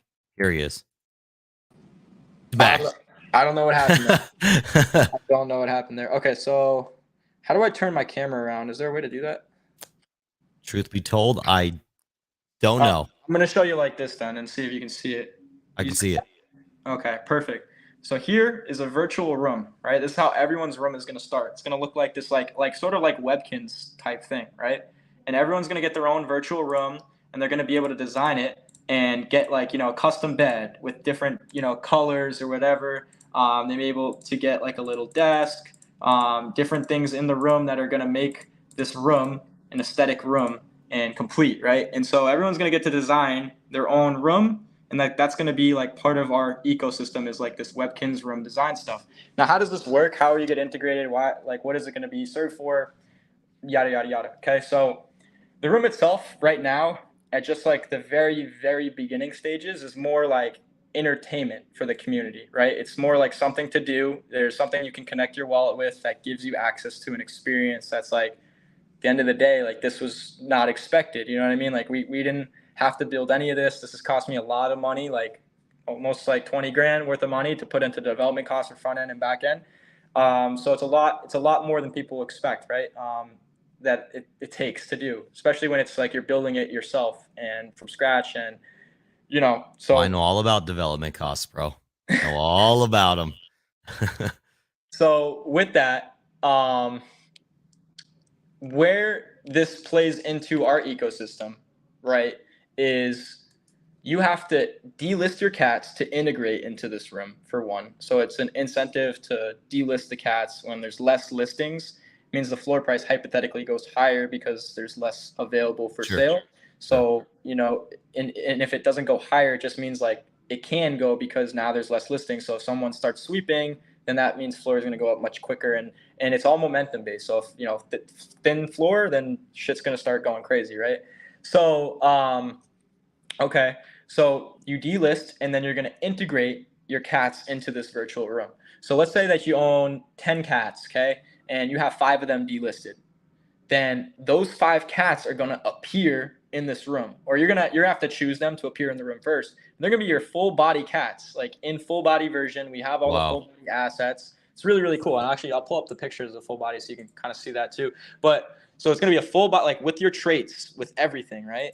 And you're going to get integrated directly in, and you'll be able to choose up to 5. So that's why I said if you had 10 but only 5 were delisted, you'd only be able to see those 5 because that's how you integrate. So let's say you delisted another one and now you have 6. You'll have to choose out of those 6 which 5 you want to display in the room, because there's only going to be allowed 5 cats per room. And in the future, we're going to have multiple rooms. Right now, we're just trying to get a minimal viable product out, MVP, and just get it out to where people can play, test it, and then we're going to add upgrades. We're going to have dynamic, aspects of like which traits you have to how you earn what I'll get into is what you're going to earn. And so I'm jumping all over the place, but all right, let me show you the full, right? Dudes, okay, so where like, is that just like on a website? Is this a game? Is this an NFT itself? Like, what is that? Yeah, so that is a website. This is going to be on our main website when it's done and complete, right? So you'll just go to mooncats.io, and then it'll be something like here at the bottom. Like, mine's connected because it's my wallet, but it'll say connect wallet, right? You'll connect your wallet. It'll see which NFTs you have in your wallet, whether or not they're delisted. And if they're delisted, we'll automatically integrate them into the ecosystem, right? So now, how do you upgrade your room? How do you customize your room? And then, like, what else outside of the room why is this important? So you're going to earn something called fish. It's not going to be a liquidity token. It's going to be like a one-to-one arcade token. So there's no value that comes from you earning fish. It's not passive income. I'm not telling you that you go stake your cats and earn 10 cents a day or $1 per day. That's not what this is. What it is arcade income that will be used for things that can translate into real income. So I'll explain. One, you'll use it to upgrade your room. That's just like quote unquote bragging rights. Like, let's say in the community, like, yo, I got the golden bed that cost me like X amount of fish. Like, everyone knows, right? So that's just like the game dynamics of it. There's that. But then what we're going to do is we're going to transition the way that we give away our whitelist and stuff to the community via the marketplace, right? So right now we're already doing giveaways almost every day and like giving away tons of community whitelist spots from other projects. We can just throw that in a marketplace, and now you have to purchase them with your fish that you've earned, right? So it's an incentive for you to then earn fish, because now, all right, you like this whitelist, you like this project, you don't have to spend your money, you just got to spend 20 fish. And if you're earning 10 fish per day, it takes you 2 days of staking your cat, there you go, you just get a whitelist opportunity. Now, what if that whitelist goes from free to 0.1 and you just made 0.1? That's how you make money with something that doesn't actually produce liquidity, right? So we're going to provide opportunities, and of course some of those opportunities may, you know, fail. Not every opportunity you're going to get in a whitelist marketplace is going to work out, but it's just a free thing, you know what I mean? Like, it's just, that's, you're taking your luck. That's any NFT project, even the most hype ones could still fail, right? So there's that. Now, the third way that we can bring direct value to holders too is also throwing NFTs in the marketplace on a first come, first serve, or saying maybe X amount of traits get access to this bundle, or this group of NFTs get access to this and that, right? And so you can get really dynamic with it and say, okay, if you guys want to spend your fish on first come, first serve basis, I just threw 5 Mooncats in the marketplace, go crazy. And then there you go. Now you can literally like buy a Mooncat from our marketplace, imagine, and sell it right away if you want. And there's liquidity. So that would be a way to provide instant liquidity. But again, this is more so a fun thing, an entertaining thing. Upgrade your room, share your rooms. And there's a lot of potential now with these rooms and how we've built it with the, you know, the cubicle, with Arcade Land, with worldwide Web3 integrations, with like 2 big, like, I don't want to say metaverse, but like sort of metaverse 2D pixelated concepts where people are going to be able to like integrate online with different communities for free. So if you're a holder of a Mooncats, you'll be able to integrate into their economy. And what we're trying to do is work out ways that we can integrate our rooms and the things that people build here into there. And like, we might have something in the future with a snapshot that would lock in the traits that you have in your room. And like, potentially that could turn into something, you know, way more complex and deep. Now, these things need to be thought about. I don't have direct answers for some of those things now. Like, I'll just be super transparent, but they're in the works. They're getting thought of. And like, the things that my point is, like, that's sort of irrelevant. Like, even everything that we're building right now is already fucking pretty cool. You know what I mean? Like, sure. This is like way more of like than the no Discord, no roadmap, good vibes is what people were expecting. You know what I mean?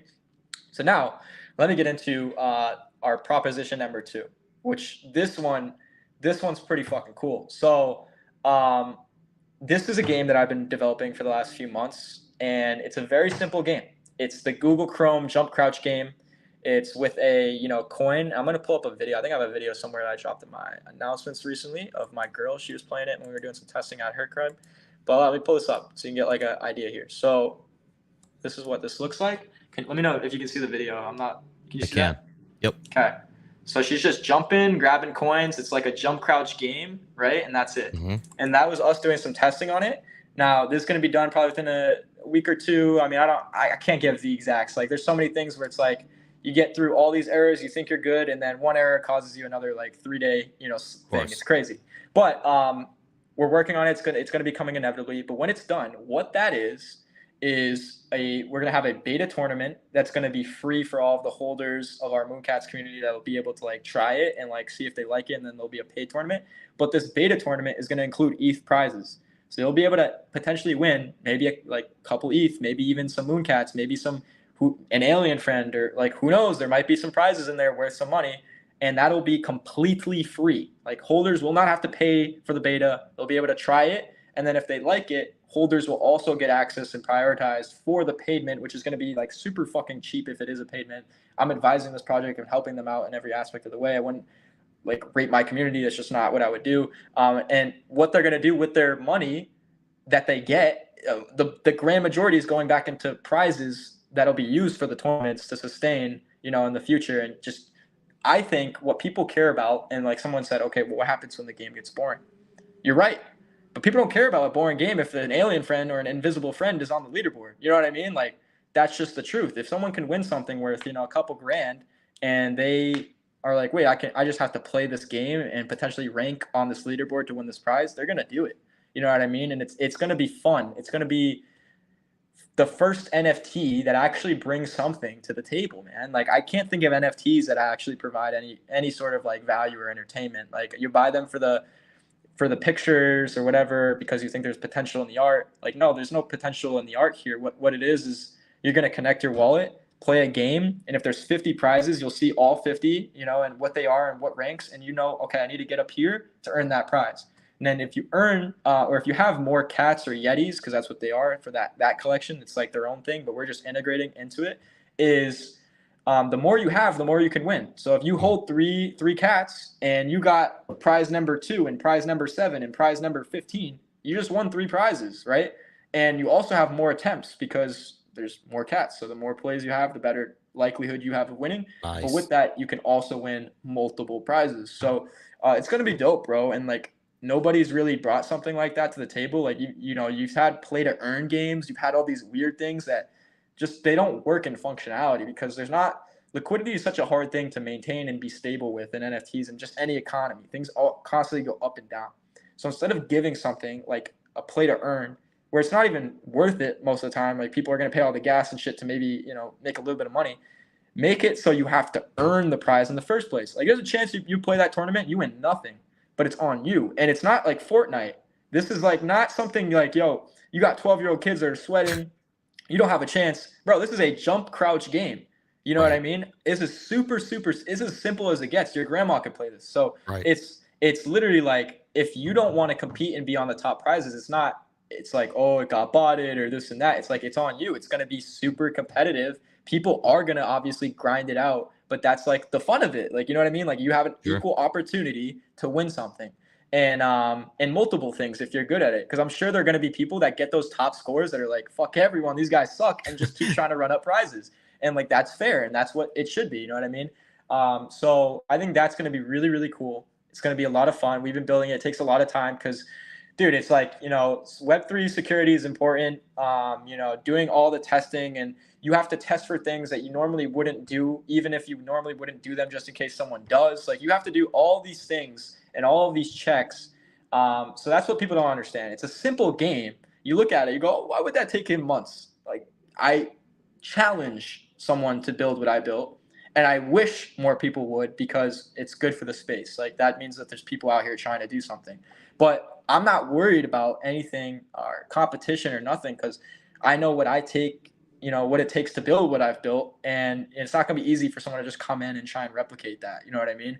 And with that, there's a lot of potential. Like imagine you could integrate every community into the game, or we had it where it was like an open build and we could have communities upload, certain sprites like jump crouch to get integrated without us having to do it. But like, if you want to integrate here, you send us these files, we'll integrate you. Like we could transition it into something where it could be a multi-ecosystem thing and then have value way beyond just itself. Or if you really wanted to take it further, okay, people get bored of that one game, then you make something new. Like you can always go so many different directions with that, sort of project. But the base concept of it is it's a tournament. And it's going to provide instant value to holders because we're going to get the beta tournament, which is going to be free. And then if holders want to access, these tournaments moving forward and be part of tournaments with even more prizes, because the beta is just going to be like a little taste, a couple ETH, maybe a few prizes, nothing too crazy. The bigger prizes, the big boy prizes, and the stuff that's really going to be worth it is going to be in the real, paid mint. So I think that's going to be fun. I think it's different than 99% of projects, bro. Even with all this crazy stuff that they say and promise, it's like having something simple like this is what the space needs. It's what we're lacking. Something as simple as just a game that people can connect with and play on a real-time leaderboard. I think that's cool. Sure. And real quick, A3 says, how does one get plugged in and learn about free mints, get on whitelists, etc.? Where is the community to hear about these types of things? Yeah, that's a fire question too.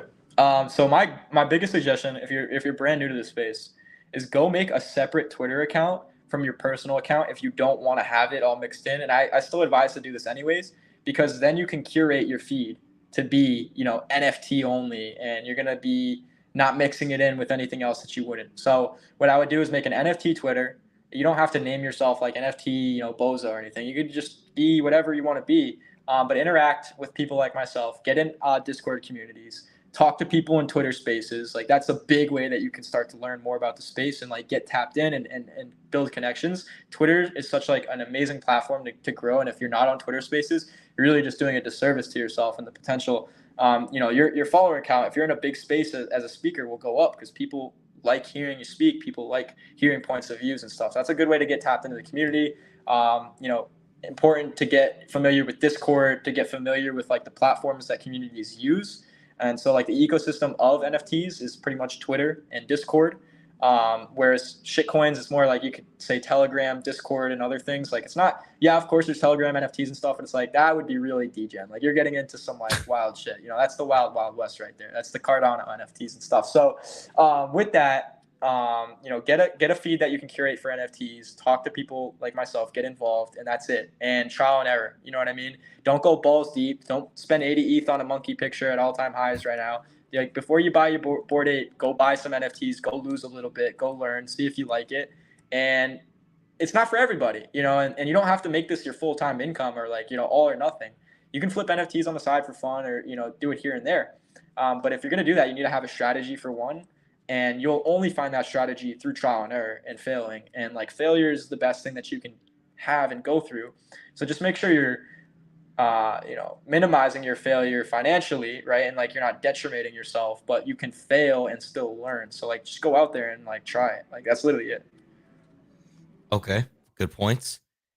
How could you learn about the free mints though? I'll say that really quickly, is like upcoming drops and stuff. That is going to be through like being in Discord communities and other NFT communities where they're constantly sharing whitelist spots, or they're dropping signals, or they're talking about projects that they're buying. So what you would do is like, you find someone that you respect and you find credible or is making good, consistent calls, and then you join that community and like, you see what people are talking about, you see what people are buying, you find signal channels and this and that, and then you do your own research from there. And just because Billy, who has a million ETH, says it's a good buy, doesn't mean it's going to go up. Like, you have to put that into perspective. Anything can happen. And just because someone has 100,000 followers doesn't make them credible. Just because someone made a few good trades doesn't mean that every trade they do is good. And a lot of time, you got whales that can spend 5, 10, 20 ETH and spend it like nothing. You can't do that yet. So remember, their 5, 10, 20 ETH might be 0.05, 0.1, 0.2 to you. It's the same thing, just drop the zero, right? So just keep that into account. You don't need to be a big dog yet, but the big dogs have more money to play with, means that they can lose more comfortably when you can't. So just keep that in mind. Like, some of these guys, I'll be like, okay, I'll spend 5 ETH on this project, and if it goes to zero, whatever. You look at their wallet. Oh, yo, this guy just spent 5 ETH. I'm gonna ape in, and then now your investment's zero. You know what I mean? Yes. And so I noticed, you have over 100K followers on the Mooncats Twitter. First of all, congratulations. That's incredible. How did that happen? How'd you spread the word?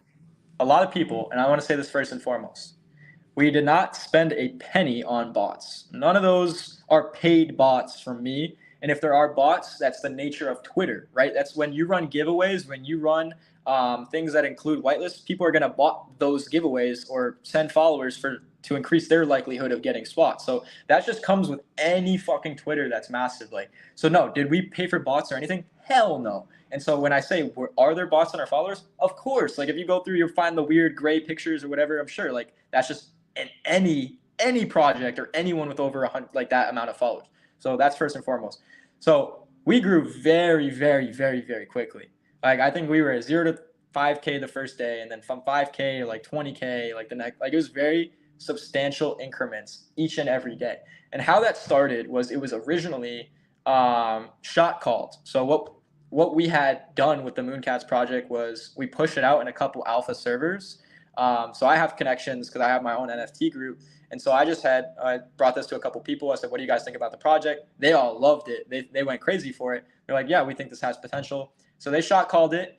And from that initial shot call, we had the momentum to carry the success, right? Is that shot call isn't what made the Mooncats. The shot call brought the attention though. And then from that attention, I said, yo, turn on the post notifications. Yo, you don't want to miss this and that. Yo, change your profile picture to a cat if you want a chance at whitelist. And then 100 people did that. And yo, join the space, and everyone's in the space with the same profile picture. And I'm creating all these tactics and things to then continue that momentum and snowball it. So I could say like, yo, anyone can fucking have their shit shot called, and then you guys get your first, couple thousand followers. What's next? Like, a lot of people go from like 0 to 5K or 0 to 10K and then decline or don't know how to continually grow from there. Like, there's walls from 10K to 20K, 20K to 50K, 50K to 100. And so all that comes with like being unique, coming up with strategies and tactics to get people involved. And an important thing is having people turn on post notifications, because when their notifications on, there's more engagement. When there's more engagement, people are more inclined to FOMO. So these are all aspects and things I talk about in my article. I lay out every single variable that I think made us successful and why. So I think like my article is a super long read, but it's pinned in my profile. It's 100% worth it. And that, like, bro, like that PDF, I'm not one of those guys, but I know guys that charge like 25, $50 for like basic, stupid fucking like how to mint NFT PDFs and shit and run it up. I don't charge shit. Go read that. There's so much value in that. And like, if you're a project founder, if you take that shit, like I said, I've had project founders tell me like, yo, I applied all the same tactics that you Nice. did and I sold out. Thanks, man. You know what I mean? Like, that's dope to hear personally. And so, okay. And if you got to go, let me know. I want to respect your time. No, bro, we got as much time as you want, bro. I'm good. All right. Shot call. Is that just like someone says, hey, I know this new project coming out. Check it out. Here's the website. Here's the Twitter. Let's go. Yeah, that's pretty much it. So let's say, you know, a lot of these shot callers, they're hired, right, by these communities. So they might be on payroll or they're not, or like they might get paid in whitelist, or they might just be doing it because they want to, and they want to get, like, let's just say you're a nobody and you're in a big server, a big alpha server, and you're making good alpha calls. That now you become someone, right? Because you might not get paid, but like you're getting paid through the, you know, the clout of it, I guess. Clout's a currency in this economy. It's strange, but it is. Sure. So, but some of these guys are paid and have authority. And so, you know, they all have connections to each other. And that's what you realize about the space very quickly from just the team perspective, right? When the DMs start coming in, you're like, holy shit, every fucking project is reaching out to us. And like, this guy knows this guy. And he's like, oh, I want to give whitelist to Kaiju. And I want my buddy from Doodles to have whitelist. And so that's what happens, right? And so then you get these guys to shot call them, you know, just like an early call, you know, like, oh, this has potential, check it out, you know, shoot it a follow, you know, it might be something. And that was that. And from there, that initial snowball was enough momentum to continue it. And as soon as we hit like 5K in a day, I was like, all right, this is insane. Then we hit like 20K the next day, and everything was just going very, very smooth, very quick. And I saw like the goals being met in my mind before they were reached. So when we were at 30K, I like knew like 50K was the goal. Like I was like, I need to now crush 50. Like we're at 30. Like if we pass Moonrunners at 37, okay, that was our first goal. We got to pass these guys, like the dogs. Now the cat. Then that was the takeover, right? It's how the takeover kind of came into fruition, which was like our Mangra. Was we take over the Moonrunners, so in follower count and growth. All right. Now we take over 50K. Okay, cool. Goblin Town's 120K. I'm looking at them like far away at 50K. I'm like, that's the next one up. And we just kept going until we eventually got into a space. I was running spaces all the time, like you said, how you found me. Goblin Town joined our space at one point, and we had garnered the attention from them. And then we passed them up like, you know, 2 days before our mint in following count, which we're now at like 107,000 followers. A lot of people have unfollowed post mint. That's what happens, of course. Like people lose their interest or whatever, bots fall off and that. We're still over 100, which is really fucking impressive. But we were at like 140,000 at like our peak at one point. Wow. So we had passed up Goblin Town, which they were at like 120 or something. And that was before our mint. So that this was like the growth was like absolutely insane. And I think what that had to do with too was the spaces, you know, like I really fucking, I don't want to say like paved anything. I really didn't, but like I paved like 400, 800 listeners on average. Like that's not easy to do. You know what I mean? And I didn't realize that. I was new to spaces. So like now I'm looking at these guys like Shill and Villain, a couple of these other dudes that are running spaces very actively, getting 600, 800 listeners. I'm like, okay, that's like the entire space in this guy's space right now because the market's dead. And I was doing that on average, like just with the Mooncats. Like one point we had like 1,800 listeners, which is how much Magic Eden had last night after all their whole bullshit and that whole space was on their ass. So it's like we really had like the whole market watching us, you know what I mean? And doing those spaces and having it be as big as it was, having the profile picture recognition, having everybody wear their profile like as a cat, there was just a lot of FOMO. And, you know, the growth was amazing, you know, and we had a lot of hate. That was, I realized, you know, I learned a lot through this, you know, and grew a lot from this as well. But I realized people were attacking us as a strategy because I'd respond to it like an immature 21-year-old. And that would get them lots of attention because we had so many people. I drop a tweet and it would get 200 likes in like a second, you know? So it was like, all right, I say anything responding to these people. Now their project's getting all this attention. And then there was like beefs between my project and other projects. And then it was like memes. Like so people were starting to make memes between my project and these projects. So it was like, I realized, holy shit, I'm fueling these other projects and they're attacking us just to get clout. And it's not even like malicious. I could tell like these dudes weren't like fuck me or whatever. They just did that so they could get me to respond. Of course. And you know, so it was that's how much attention, you know, we really had. And like to put into perspective, like all of that growth was 100% real. And we wouldn't have 800 plus people in spaces on average if it was, you know, botted out or whatever. Like I just thought that whole thing was hilarious. And Nor was I stressed or like, I'd be stressed. It was like, oh, fuck, we bought it. Like, is this going to mint out? I was so impressed with the growth. I was worried about making sure we didn't sell out in a bad fashion, right? And over Mm. allocated to an extent where it's like, again, going to fuck people. And so, yeah, that's just what it is. That is very, very cool. And coming from the perspective of having my own project, we're actually very close to beta launch, and we have about 3,000 followers on Twitter. And so to see another project founder hit 100K, it's inspiring in a way because it isn't the easiest thing in the world to garner these Twitter followers, but you seem to have found a secret sauce. So Yeah. definitely offline, I want to talk to you more about that. We'll see what I can learn there. Yeah, Uh, for sure, cool. man. I'm definitely down to chop it up. And like I said, like I can tell you, everything, but like, dude, it's like it's even laid out in my article, bro. Like, definitely read that because like a lot of the shit that we use for strategies, it's like right there in the article. And like I think what's important though is that momentum, right? Like you have to know when you have it and then when you don't, because it's so easy to lose it. Like you can get that momentum, and then if you don't do the right things with it, you lose it. So you find, there's a number of projects even in this market that I could say would have minted out had they dropped sooner. You know what I mean? Or Mm. would have done better had they not prolonged it, or would have done better had they executed on it. So there's just so many variables at play. And Got to just strike remember, while like the we iron is mentioned, hot. yeah, strike while the iron's hot. It's an attention-based economy, bro. And people fucking move on quickly. Doesn't matter how hot you are, bro, because if the next hot project comes out, they're on that. You know what I mean? Exactly. And question for the NFT guys, because we're building the wallet. What wallet are you is the community using? Like, what's like, hey, this is the wallet for NFTs. Like, what wallet is that? MetaMask. It is MetaMask. Okay. Yeah, still MetaMask. No one uses Trust Wallet, I don't think. And then, obviously no one like, well, I don't want to say quote unquote uses their ledger like as like everyone has ledgers and shit. If you're smart and safe, right, you should have a ledger or a Trezor Of or a course. hard wallet. But Of the course. same thing, and I want to say this is people can get their NFTs hacked and stolen from hard wallets if you're just recklessly signing things on that device too. If you have a hard wallet and you guys want to be the most safe with it, never sign anything from your hard wallet. Just send your NFTs there and like have that be that. You know what I mean? If you really want your NFT, you want to hold that and you want it to be protected and safe. Like if you had a Bored Ape, that'd be on my ledger. I would never sign anything from that device.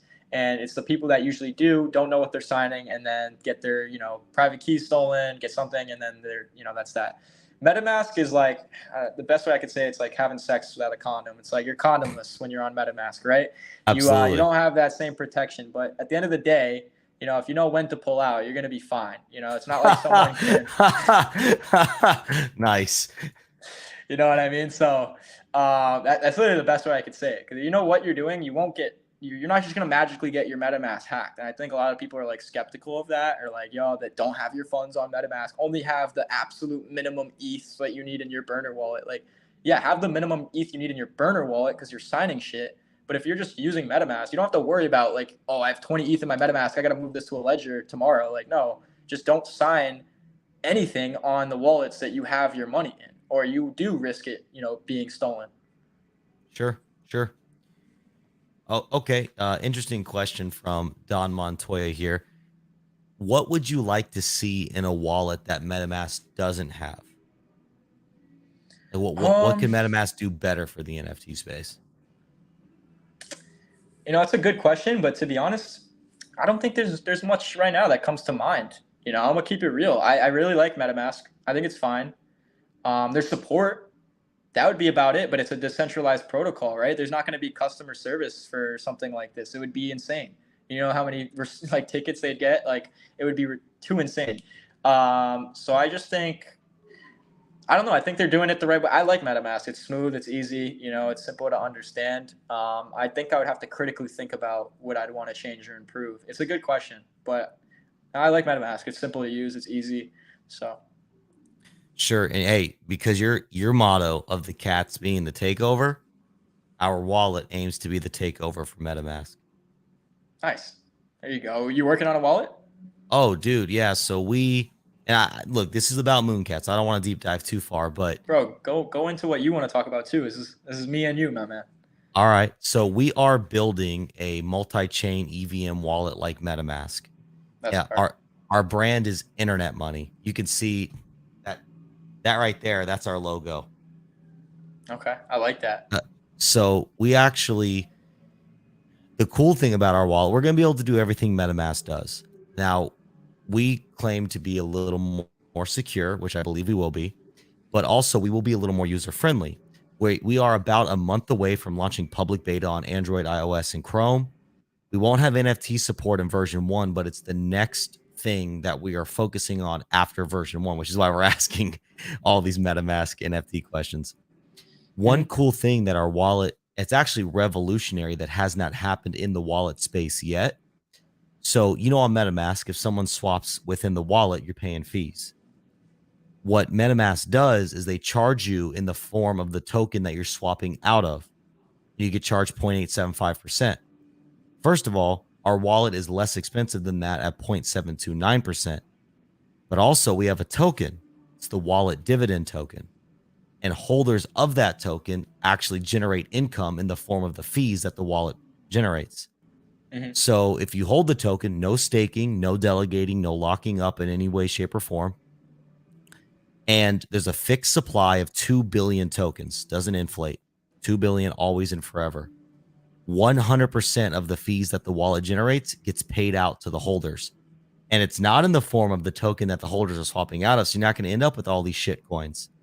It's Mm. in Pulse, ETH, BNB, AVAX, Matic, whatever the native coin of the blockchain you're transacting on. Simply by holding our dividend token, you earn passive income. And you can claim that income as frequently as every block. So you can literally watch your income go up all day and cash out. Like on Pulse Chain, this new blockchain coming out, you can cash out every 3 seconds. On Ethereum, you can cash out every 15 seconds, depending on how fast those blocks are.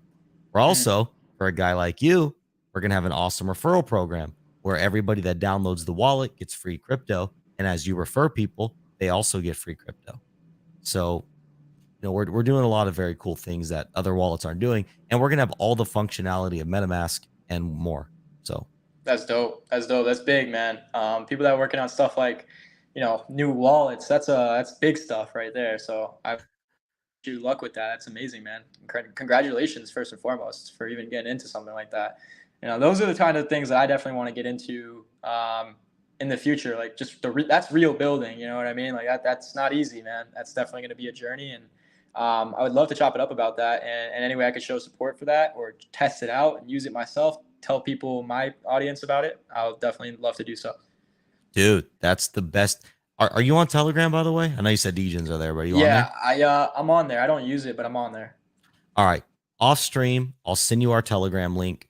That's the best way to get involved. We're actually coming out with private beta in about, aiming by the end of this month. If you want to be in that, I'm happy to get you in the private beta, 100%. Yeah, cool. Definitely. Yeah, let's do that. So you can send me that after the thing. I'll join that up.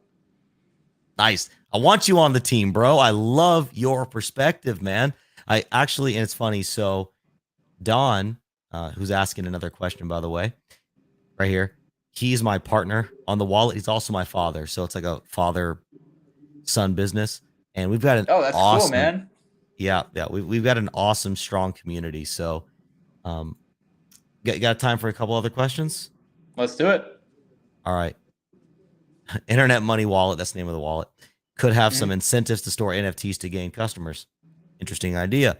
Again, NFTs is our next, I guess, version 2 push, so to speak. Mhm. Internet Money, the next fancy NFT space currency. Maybe. Don, can you view the actual NFT on MetaMask or just the contract? And then he's talking about, can you see the actual image?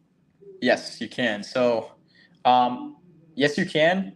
I don't do that ever. So, like, that's what I Why? mean when I say, like, I'm like less experienced to even give you a good answer on what should be improved because I'm not the one to buy an NFT and go on MetaMask and look at it from there. I just Mm. go on OpenSea and look at it because your MetaMask links with OpenSea. You know what I mean? So, or you can look at it on Gem, like, which is another, like, I guess, like, platform you can use to, like, buy and sell, but you can buy and sell from OpenSea from Gem. It's just a sweeping platform. So like you can't sweep on OpenSea, which means like buy multiple at once. Like so you Mm. get a tool like Gem that just pulls OpenSea's like API or whatever, and then you can sweep from there. But You can do your buying and selling from there. Anywhere that you can connect your wallet to either the marketplace or like a third party, you can look at your NFTs from there. You know what I mean? Or what I do for most of my NFTs, they're on my ledger. Like I can look at them from my ledger, right? So same thing, like literally just as if I was gonna look at, like I could, and as soon as I log into my app on MetaMask, they're all right there. But if I'm gonna go look at my NFTs, usually I'm not like checking out MetaMask or I'm not on like that app itself. All I'm using MetaMask for is literally just to fund the NFTs and to connect. And then, you know, I go back to OpenSea like 99% of the time to look at, you know, what my collection looks like. When you say look at it on your ledger, do you mean Ledger Live? Yeah, Ledger Live. So if you have NFT sent to your ledger, like you'll click on the account, and then like I have like a bunch of Mooncats on one of them, right? It would show all of the Mooncats in like their pictures. So like it would show you the collection, however many you have. You click on it, and it'll show you all the ones that you have, and you can just scroll. That's cool. Okay. Yeah. Okay. Man, that's the way that I see NFTs. Like, okay, everything we just talked about, I feel like this is all the surface level of the NFT technology. Yes, I agree with you. You can have the best utility token in the world. Well, people want hype. I completely agree with that. I don't disagree at all. But like NFTs right now, it's all about the art. It's all about the hype. It's all about, oh, that looks cool. So playing on that and not going into the utility, like I've got 2 kids. I don't really get to game hardly ever anymore. But I'm a gamer at heart, man. I grew up playing Yu-Gi-Oh. I grew up playing old school RuneScape. Okay, I'm a gamer at heart. When I think of NFTs, I want my NFTs on my phone and not even connect to my wallet. I want to be able to show you my collection, all my collections blended together. Because to me, it's like the trading card aspect feel to it. And like, I think that'd be cool. It's like, hey, check out what I got. What do you got? Oh, that's cool. You want to trade? Oh my God, dude. Now I'm thinking, what about like is there a way to peer-to-peer trade your NFTs? Does that exist? Yeah, you can definitely do that. So there are swapping sites and stuff like that. You know, peer-to-peer trades might not make as much sense as they would in a Web2 practicality, because if you have, you know, a robot, and just because like you think it's cool, but I have like a blue skin, like my floor for my robots is like going to be way higher, right? So like the one-to-one might not be the same unless you have something that's, you know, of value, or you might include something else, right? So you might go, okay, I want that robot that's worth 0.1, but my blue cat is only worth 0.02. Let me give you 5 blue cats for that one robot. How's that sound? You know what I mean? Or you might go, you know, let me give you this and that. And so like it's hard with the traits sometimes, because traits can honestly get you emotionally attached. You're like, oh, this rare, this, you know what I mean? Like it's got the 1%, you know, tiara. It's that trait floor is where, so you know what I mean? It gets more complex with that. It's not as simple as like usually like, oh, the shit coin's worth $2. It's worth $2. It's like, no, this one might be worth $2 at the floor, but this one that's super rare could be worth 50 still. You know what I mean? So. See, then there's the aspect though. It's like, okay, let's say the market says, let's just use easy numbers. This cat is worth 1 ETH, but this cat is worth 5 ETH. But I'm emotionally attached to your 1 ETH cat because it has this particular trait. There's none of those 1 ETH cats for sale. So maybe to somebody, due to that sentimental or emotional attachment, may be willing to make a monetary trade at a loss due to that sort of thing. Maybe. Yeah. I mean, 4 ETH is a bit of a monetary loss. Of course. But you know, that happens. Yeah. If it's like a little loss, or if like, yo, like I might take a little loss. Like if it's like, I really want that cat, you know what I mean? Like that's the one I want. But at the end of the day, financially, you probably really don't need that cat. You know what I mean? Like you can go get another cat on the floor and be just as happy when it goes up. But if for some reason you really connect with that cat and you want it to be, then yes, people always are going to make those sacrifices. But usually, you know, they would just find another NFT, or like they would just buy the ETH, and like, so why would I give you an NFT that's worth 5 when I can just outright offer you 1.5 and you'd buy it? Oh, I see exactly what you're saying. Yeah, just buy it at that point. Keep your 5 cat, pay them 1.5, and you just did better. Sell it for 3, even sell it at a loss, and you still doubled your money. Exactly. No, I see. Okay, that's fair. That's good. So, but there is though a peer-to-peer swapping for NFT platform that exists. Yeah, so that does exist. So like, for example, and it is actually your example of this is like real. With I did this like 3 months ago. I bought a few invisible friends, flipped some, and then I had one, and I didn't like it. And so there was a trading, they had a trading channel, and all we were doing is like, hey, do you want this? Do you want this? And no one gave a fuck about rarity. It wasn't like, or even like the traits. Like no one cared. It was just like, hey, I like that one because it looks this way, and I like that one because it looks this way. Mm. Obviously, if it was like super rare, it wasn't going to be in the trade, but you know what I mean? So I traded like one of my invisible friends because I liked it. It looked a little cleaner to me and just had better colors than the one that I traded. And the one that I traded was a higher ranked one on like the icy, like whatever was ranking the NFTs. It wasn't like a super rare like or anything, but it was like still higher ranked than the one that I had traded. But I just liked the one that I traded, and the person liked, so that was the example of like that being a thing in real time. And how'd you do it? What was the actual how do we process? do that? So there's a trading site. So you can do swaps like that on NFTtrader.io. There's a site where you pretty much, I sign, he signs, and then like the website, does like the middleman stuff for you. And then, it's a very safe way to do it. Like let's say it's me and you, right? And I trust you, you're my friend or whatever. You don't necessarily need to do it that way, right? So if you wanted to pay me for my NFT, I could just be like, yo, pay me, and then I'll send it to you. Or if you wanted to swap me, I could just transfer you my NFT directly, and then you could transfer me your NFT directly, right? If it was like a buddy to buddy thing. Now, of course, if you're not, even if you think you're buddies with somebody on the internet, exactly do that. You know what I mean? Like people, you never know. So always do the safest route. And, I'd use something, and then this is the site that I use, so I can attest to it, is NFTtrader.io. There are sites that people will use like pseudo swap or like something pseudo blah, blah, blah.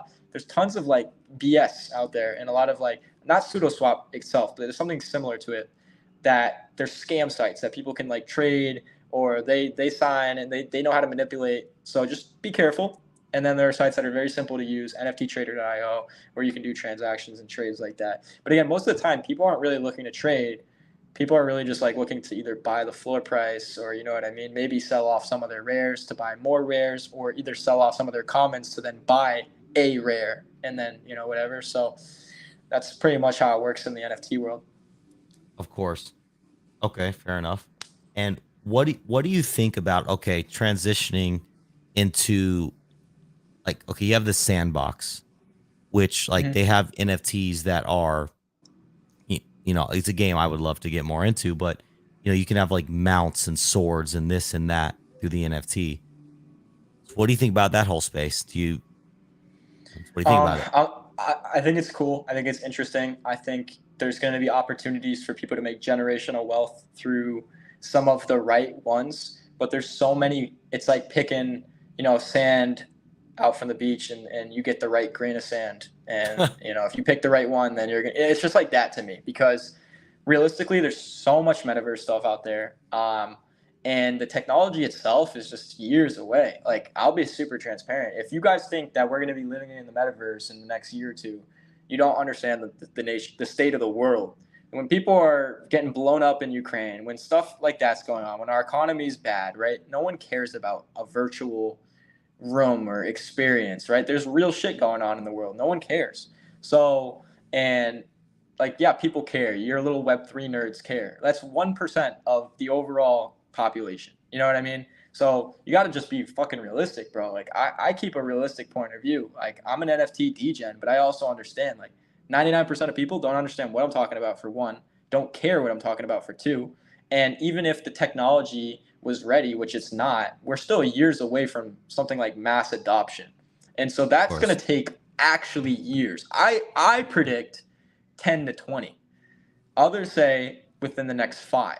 I still think that's way too soon, but obviously technology is exponential. But I still think like, it's 2022. Technology in 2017 was, obviously it's gotten much better, but we haven't like jumped legs all of a sudden from 2017 to 2022, right? I don't see how we jump all legs from 2022 to 2027, other than people saying and speculating, what that would be. Oh, it's the future, bro. It's past 2025. It's inevitable. It has to be. Like, what do you mean, bro? Like, no, that's just not how shit works all the time. So, of course, I could be wrong on this. And I would say, if I was wrong and shit blows up, that's what it is. I'm okay with being wrong. I just think I'm not on this one, and that is my take. I will be looking into certain metaverse things, but in terms of like the sandbox and this and that, I'm really not as bullish as the rest of the spaces on it. And just because I got to really think logically about it, and that's how I'm thinking right now. And logic doesn't always, it's not always the right answer, but logic has served me pretty well for the most part. So I'm just gonna stick to that. Fair perspective. Fair perspective. I agree. The metaverse, I mean, it's here already. We're living it, but Yeah, comparing it it's to like here. It's here. It's not what people are saying it's gonna be. You know Ready what I mean? Player Like, One type stuff. yeah, it's not that now. I mean, it No. could be that. It's not that now. Yeah. You know what I mean? Like, of Yes. course, like I got an Oculus. I can go do VR. They're building the games and things now. Like, they have stores. They have like fucking Nike outlets. They have all types of That's like, bro, it's crazy. here. It's inevitable. It's fucking coming. But it's not here now. It's like that's what people need to understand. And just because it's here doesn't mean that the 99% of the population knows what it is. Like people need to understand if everything's an attention-based economy, people need to know what it is. I try to tell this to founders that actually have dope shit, but don't have the capability to relay what that is and don't understand marketing. You could have the dopest fucking product in the world, but it doesn't matter if people don't see it, appreciate it, and use it. Exactly. And if people don't understand it, like you have to make the most hard things to digest easy to digestible. You know what I mean? Like if it's not digestible, bro, people just don't give a fuck. So right now, all that shit, when people are like sitting on their Twitter spaces saying this and that, and staking and blah blah blah blah, I'm like, bro, I'm 21, I'm a full-time DGen, probably sitting on Twitter 12 hours a day learning this shit.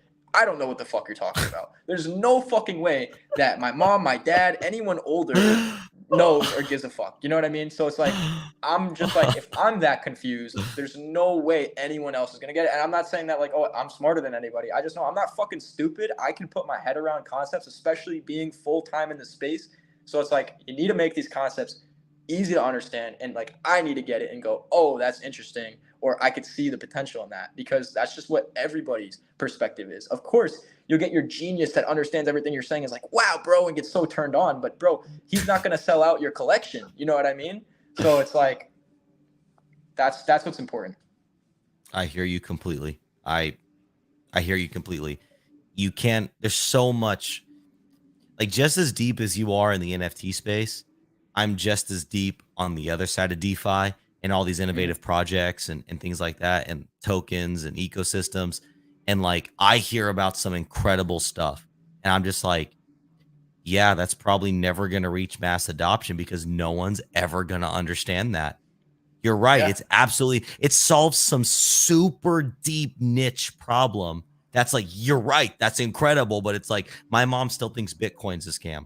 She's never getting Right. into that project. Never. There's no way. Mhm. So it's like, I get that completely. And I actually, I like this dynamic because I do have a lot to learn about the NFT space. And I feel like you're like, as deep as my team is over here, I feel like you're as deep over here. I'm not saying you don't know anything about what we're doing. I'm sure you do. But I know it's just like, way less than you do, man. I can promise you that. Yeah, because like I have friends in DeFi and they love it, and I'm sure like you'd have a conversation with some of my friends and pick up automatically because they'd know everything you're talking about. I get how complex the sphere of what you guys like. You guys, I think it's even more complex because NFTs, it's like, oh, we're all gonna make it, vibes, and it's simple shit, and like because that's what it is. It's like dumbed down. When you get into like crypto, that can get advanced. It can get technical. It can get blockchain technology and all this stuff. And that's not easy for most people to wrap their head around, including myself as someone that's like full time in the space. So, that's what people need to understand. bro, but the way your mind is, I'm going to convert you because you are just primed for this stuff, dude. Absolutely primed. But on that note, I think that's a really good place to end it. Yeah. Someone's saying this about you. He's a clever dude and realistic base statements. But shout out to you, bro. Go ahead. I have your socials in the descriptions, but any closing statements, anything you want to shill, go for it. Yeah, so like I said, guys, check out my pinned article on my Twitter at James Ciesluk. It's in the description. If you guys want to join my NFT community to learn more about NFTs, it's just discord.gg/James NFT Club. And we always talk about NFT projects. I occasionally do signals. I have some shot callers in there. And we're building stuff in that project, but that community too. That is just helpful for like buying projects because we have tools, all sorts of things that'll help you out with navigating the market. Again, these tools aren't like magic wizards. So if something says, yo, this is a potential buy, it's for you to do your own research, not for you to be like, yep, buy and like listen to some of these tools that we have.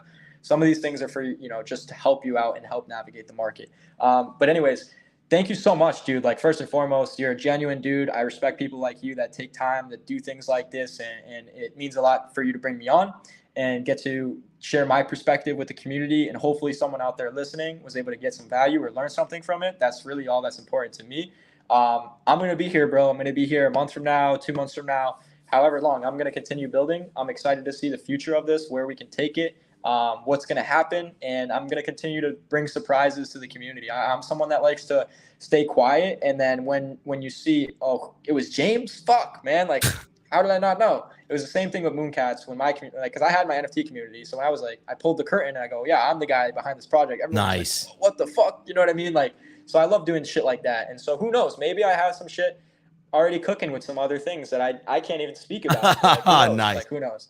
So, but like I said, I'm a proud builder. I'll always go toe to toe with people that have anything to say, including haters. I love the perspective. I want people to ask the hard hitting questions. I think it's important, and I think it's important for founders to address those questions too, because people don't answer them and people avoid them at all costs. And I'm not one of those people, bro. I'll answer whatever it is. I'll tell you how it is, whether you like it or not. Like, that's just who I am. So, with that, thank you again, dude. You're the GOAT. We'll do one of these maybe again sometime. Maybe I'll have to do a Twitter space and bring you on, and we can do it on via Twitter or something like that. Get you involved in the Twitter community a bit more. But yeah, bro. Sure.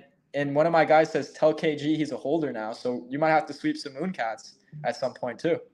Oh man, I saw your community drop in. It said, "Hey, drop your wallet address in the comments. You'll get an airdrop."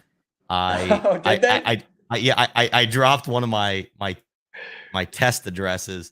So all right, silly question here. So I'm on MetaMask right now. Mhm. Where do I see my NFT? Okay, so what you want to do is go to OpenSea.io. Yep, Okay, and then click like the top right. You see like the profile picture. I do. Okay, and does it ask you to pop up MetaMask now? It does. Now click, sign, and then click the account that you're trying to sign with that you sent in. All right, signing. Stand by. Okay. Dang! Look at that. All right, hold on. Let's share it. Let's share it. Let's share it. Let me see this. I got the Arnold Schwarzenegger with the bow cat. Let's go. Hey. Hey, I think our holder. So we have a holder who's a massive whale. Like, this person has like, I think over 100 Mooncats. Like, has a shit ton. I think is the person that sent that to you. So you got to join the Discord now because you're a holder. So now that you're a holder, you can join our Discord. You get access to the channel, and we'll give you a warm welcome, bro. Just be sure to say what's up. All right. Well, whoever airdropped this to me, I appreciate you. Much respect, much appreciation. I'll join the Discord. I guess I can just get there through your website. Yeah, so you can even get on OpenSea too. It's in the OpenSea link. So if you go back to like the collection, if you click the name Mooncats, it'll take you to the collection page, and then in the top links it should have it there. But it is also on Twitter, and it's just discord.gg/Mooncats. So yeah, bro. Looking forward to having you in there. Proud to have you now as an Ethereum NFT blockchain holder. Let's go. So yeah, looking forward to that. But yeah, thank you again, man, for the interview. Would love to chop it up anytime that you want to do some of these again. Maybe we can circle back in a few months and see where, what we've been working on from there. Me and you got to chop it up just privately. You got my Discord, so just hit me up whenever, bro. And we'll chop it up. All right. Yep. Likewise. Appreciate you, brother. I'm going to stay on for just another minute or two. Close it up. You're welcome to hang out backstage. Otherwise, if not, I'll talk to you soon. Appreciate you, man. Awesome, bro. I will see you soon. I'm going to watch it on stream. Thank you so much for having me. Peace, everybody. Go get those Mooncats. Let's go. We're going to the moon. Later. Wow. What a character, man. He, like I said in the beginning of the stream, I found him just browsing Twitter Spaces. He had a space full of people, and he was navigating the space very, very well. Human to human, I appreciate him. I respect him. You can obviously hear his philosophy and perspective on life is one centered around motivation, one centered around living the life you want to live. And when I navigate through life, my wife, she can tell you about this. She's very funny with this, and she knows me so well. I often look around and say, yeah, that's someone I'd pick up for my team. I have a theoretical team. It's like the Avengers. James, he's somebody that would make the team. 21, the way he's thinking about life, the way he's able to communicate with people, the way that he's able to just navigate this space. And watching this show, I never endorse a project. And I'm not endorsing a project right now. I'm simply saying that him as an individual has my respect and my appreciation. And for everybody that tuned in this evening, thank you. Appreciate everybody's time, appreciate everybody's interaction. If you're new to the stream, something we do at the end of every stream is we're going to play the Internet Money Anthem. It's 2 minutes. It's got philosophy. It's got vibes. I'm going to pull it up right here. If you have any questions, hit me up on Twitter at BrotherKDG. And you can visit our website, internetmoney.io. Have a good night, everybody. Thank you for joining. Wait. Peace.